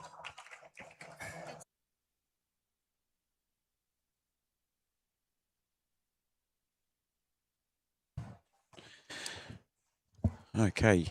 Yep. Well, first up, we've got the winning skipper who changed the end on the very last end, 4 down to take it to 1 up. Roger Manning, congratulations. Thank you very much. Thank you. What a fantastic game by all 8 players, I it's tell good you. fun. We've got Sal in the background as well. How was the nerves in that last end in particular? Oh, yeah. You know, one of the biggest bowls I've ever bowled, to be honest. It was the only shot just down the middle there. Change it. It definitely wasn't the draw shot, but fortunately got the result. It was, yeah. And look, the lead changed so many times during the game. We've been on the edge of our seat. 11 times. 11 times. Sal's just told us 11 times the lead changed during the one match. For a Champ of Champs fours, guys, you both should be very, very proud of your teams and yourselves. I'm lost for words.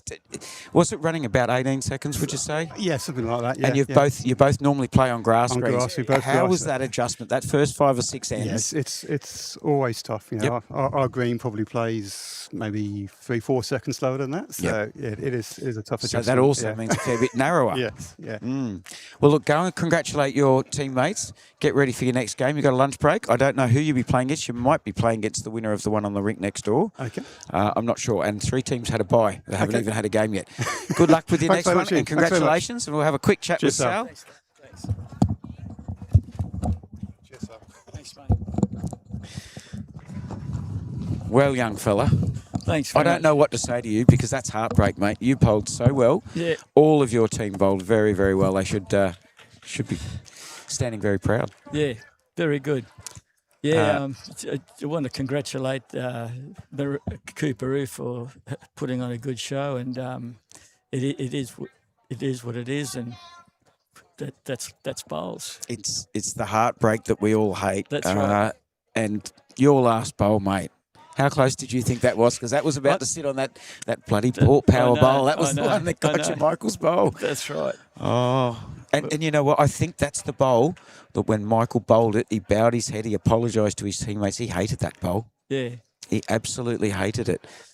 and that's the ricochet that you get. When- Took out everything went their way. We're holding 4. Yep. And he took it away, and down he goes. We were all thinking the jack was going to go from where you guys were standing up at the head. The Yeah. jack was going to go to the left. That's right. It's gone to the opposite side. So, yeah. But, mate, you were about, let's say 1 inch from the absolute perfect dead drawing that put, and that would have left Roger with one more bowl to outdraw you. Yeah, draw me, So yeah, look, mate, congratulations on Thanks a very fine much. effort. Please tell your teammates, I will. absolutely brilliant effort. You've entertained an awful lot. You've entertained almost 1,000 people already today. Okay. And I guarantee you that number will probably be close to double by that in That'd be 48 good. hours. All right. Yeah. A lot of congratulations have been coming through in the live chat too, mate. So Great stuff. very All right. well done. Thanks, mate. Go and enjoy your lunch and, I and will. a quiet one. Good on you. Thanks We'll again. see you on the greens Good. during the season this year. Good on you. That was lovely to have both the skippers come down and say good day to us. That was fantastic. We'll wrap up the stream now, folks. So we will head off. Thanks again to Jimmy and Shane from LJ Hooker Property Centre in Cleveland. Your sponsorship of this event is very much appreciated. To Capalaba Sports Club for hosting it. To Gateway District Bowls Association also for your sponsorship. Thank you very much. This is what we've got coming up this afternoon. That's the banner to look up for. The lovely Kathy puts that on YouTube Live Sports. So you can go to Border Sports Live Facebook page. You can simply click on it if you're on an iPad, a computer or a phone. You can simply click on it and watch that there. Or you can go to YouTube Live Sports. I suggest you subscribe. It costs you nothing. It makes it easy to find things. You go to the live and upcoming games. And that banner that's on your screen now, that one will show up. And you'll be able to watch the game this afternoon. Let's hope the ladies' games are just as good. I'll give you a quick round up there too while we're going. I'll catch up with you shortly. Logan is 23-14 up over Manly. They've completed. Wellington Point 25-19. Just scraped through over Macleay Island after 21 ends. Capalaba and Coorparoo, they've played 19 ends and it looks like they've packed up. That was 21-8 after 90. Or they might have played their 20th end. And the other close one, Mount Gravatt is still just ahead of Cleveland, 20-14. It looks like they're playing their 21st end now, and Mount Gravatt's not going to bowl their last bowl. So Betty Clark and her girls not as successful this time around as they were in the pairs, but held their heads high by the looks of it too. So all the ladies' games are finished. So the ladies' semi-finals will comprise of 4 teams. That'll be the Mount Gravatt Bowling Club, Logan Bowling Club, Wellington Point and Capalaba Bowling Clubs. I don't know which one we will have for the ladies' semi-final on the live stream, but we will be doing it and we'll be keeping you up to date with the other ladies' semi. The men's games, we've got Wellers Hill, Victoria Point and Capalaba all had byes. So out of those 3 teams, the other 5 winning teams that have played in round 1, Wynnum got up over Macleay Island, Carina got up over Wellington Point, Cleveland is 19-13 over Logan, and it looks like they've finished. So Cleveland must have got up in the ladies, but not in the men. What a game. We had Coorparoo getting up by 1 shot over Belmont. And Mount Gravatt and Manly are on, well, I reckon they're on a tie-break end. We better tune into this, folks. Sorry to change plans here, but we've got things happening. They're heading back towards the clubhouse, so I've got a funny feeling this is the 22nd end. So we'll might as well use this opportunity to bring that up. I won't be able to tell you whose bowls are whose. Looks like Mount Gravatt's holding 2 at the moment with the yellow bowls. Now, their scoreboard says 13 all after 21 ends. That's a fantastic, tight, close game. Only 26 points scored over 21 ends. That's amazing. Crowds building up watching that too. So I got a sneaking suspicion this must be a tie-break end. Mount Gravatt now holding 3, but Manly has the 2 bowls at the back of the red bowls. So we'll stick with this, folks. Hope nobody's, everybody's hanging around for a little bit longer.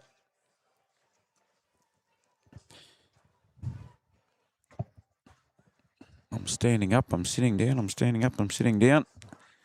Let's see if we can get a shot of the players actually bowling as well.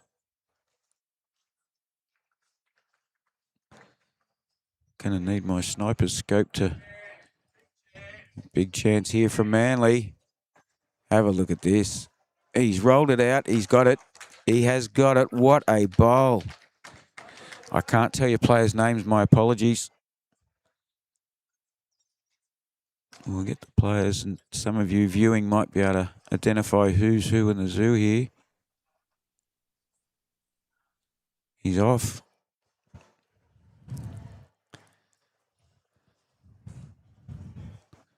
Mount Gravatt bowl's going to be round the back. You'd be hoping that stays up. It just has.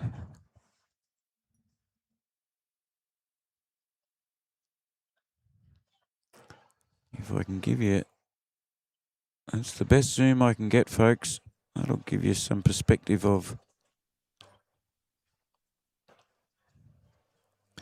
who the bowlers are. My apologies that I don't know names. Manly and Mount Gravatt. 13 all after 21 ends. What a ripper game. And as I think it was Kay or Leslie said earlier, both of these teams play on carpet. So the tightness of the game is a good indication of that.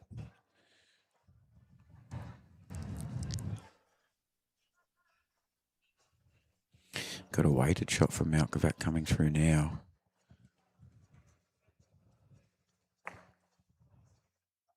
And unfortunately, he's taken out his own bowl. But it's still only 1-2 Manly. So the dark blue bowl is shot. You can see on your screen there.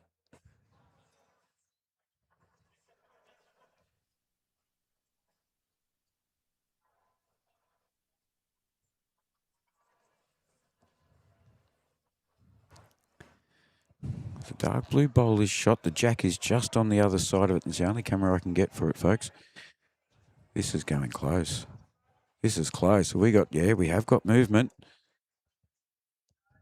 Okay, Manly had shot. It's been trailed back about a metre. Manly skip would have been a tad nervous when that was happening there. Will it change the shot, Mount Gravatt? Yeah, it has. He's back to a less weight this time. Don't forget, that's Adrian at the head now. He featured in the grand final of the Champ pairs only a few weeks ago. Runner-up. He and Jim were runners-up in the Champ pairs against Kane and Jacob Nelson. So featuring again here today. Okay, Manly. I know Manly's holding at least one with the blue bowl that trailed the jack through. I don't know if they've got more than one.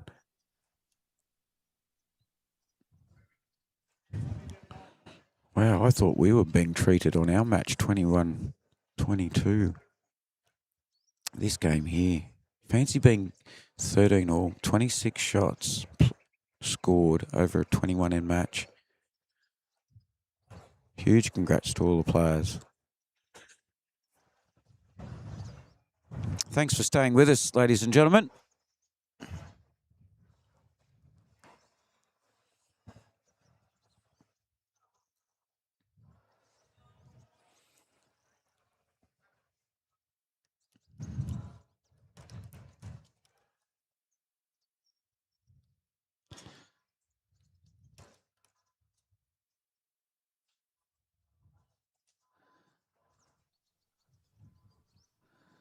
It is. The picture tells 1,000 words. The two skippers, 2 bowls each to go.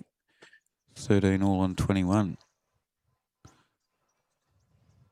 So this is Adrian from Mount Gravatt. He's definitely going with weight here. It's coming in. It's going to come in right now. Oh, he wasn't far off.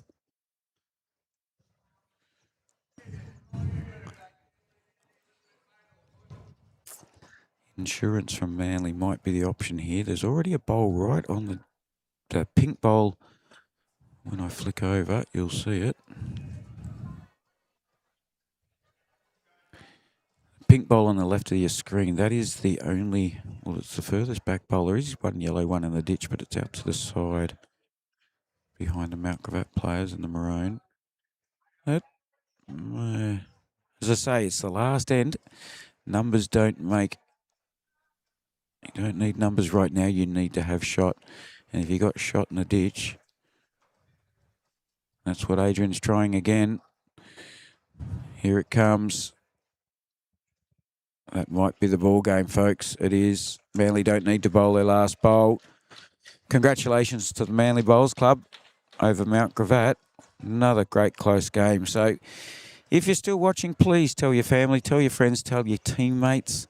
Get down to Capalaba Sports Club, or let them know where they can get on the live stream, folks. This is the standard that we're getting this morning. Imagine one that we're going to get this afternoon. We had some really great battles in the ladies' game. The cream rose to the top. So we'll see you all at about 1 p.m. Eastern Standard Time. That gives me 27 minutes to try and shovel a sandwich down my mouth. See you again, folks. Thanks very much for tuning in. Much appreciated for those of you on the live chat. Thank you very much too. Catch you soon, folks.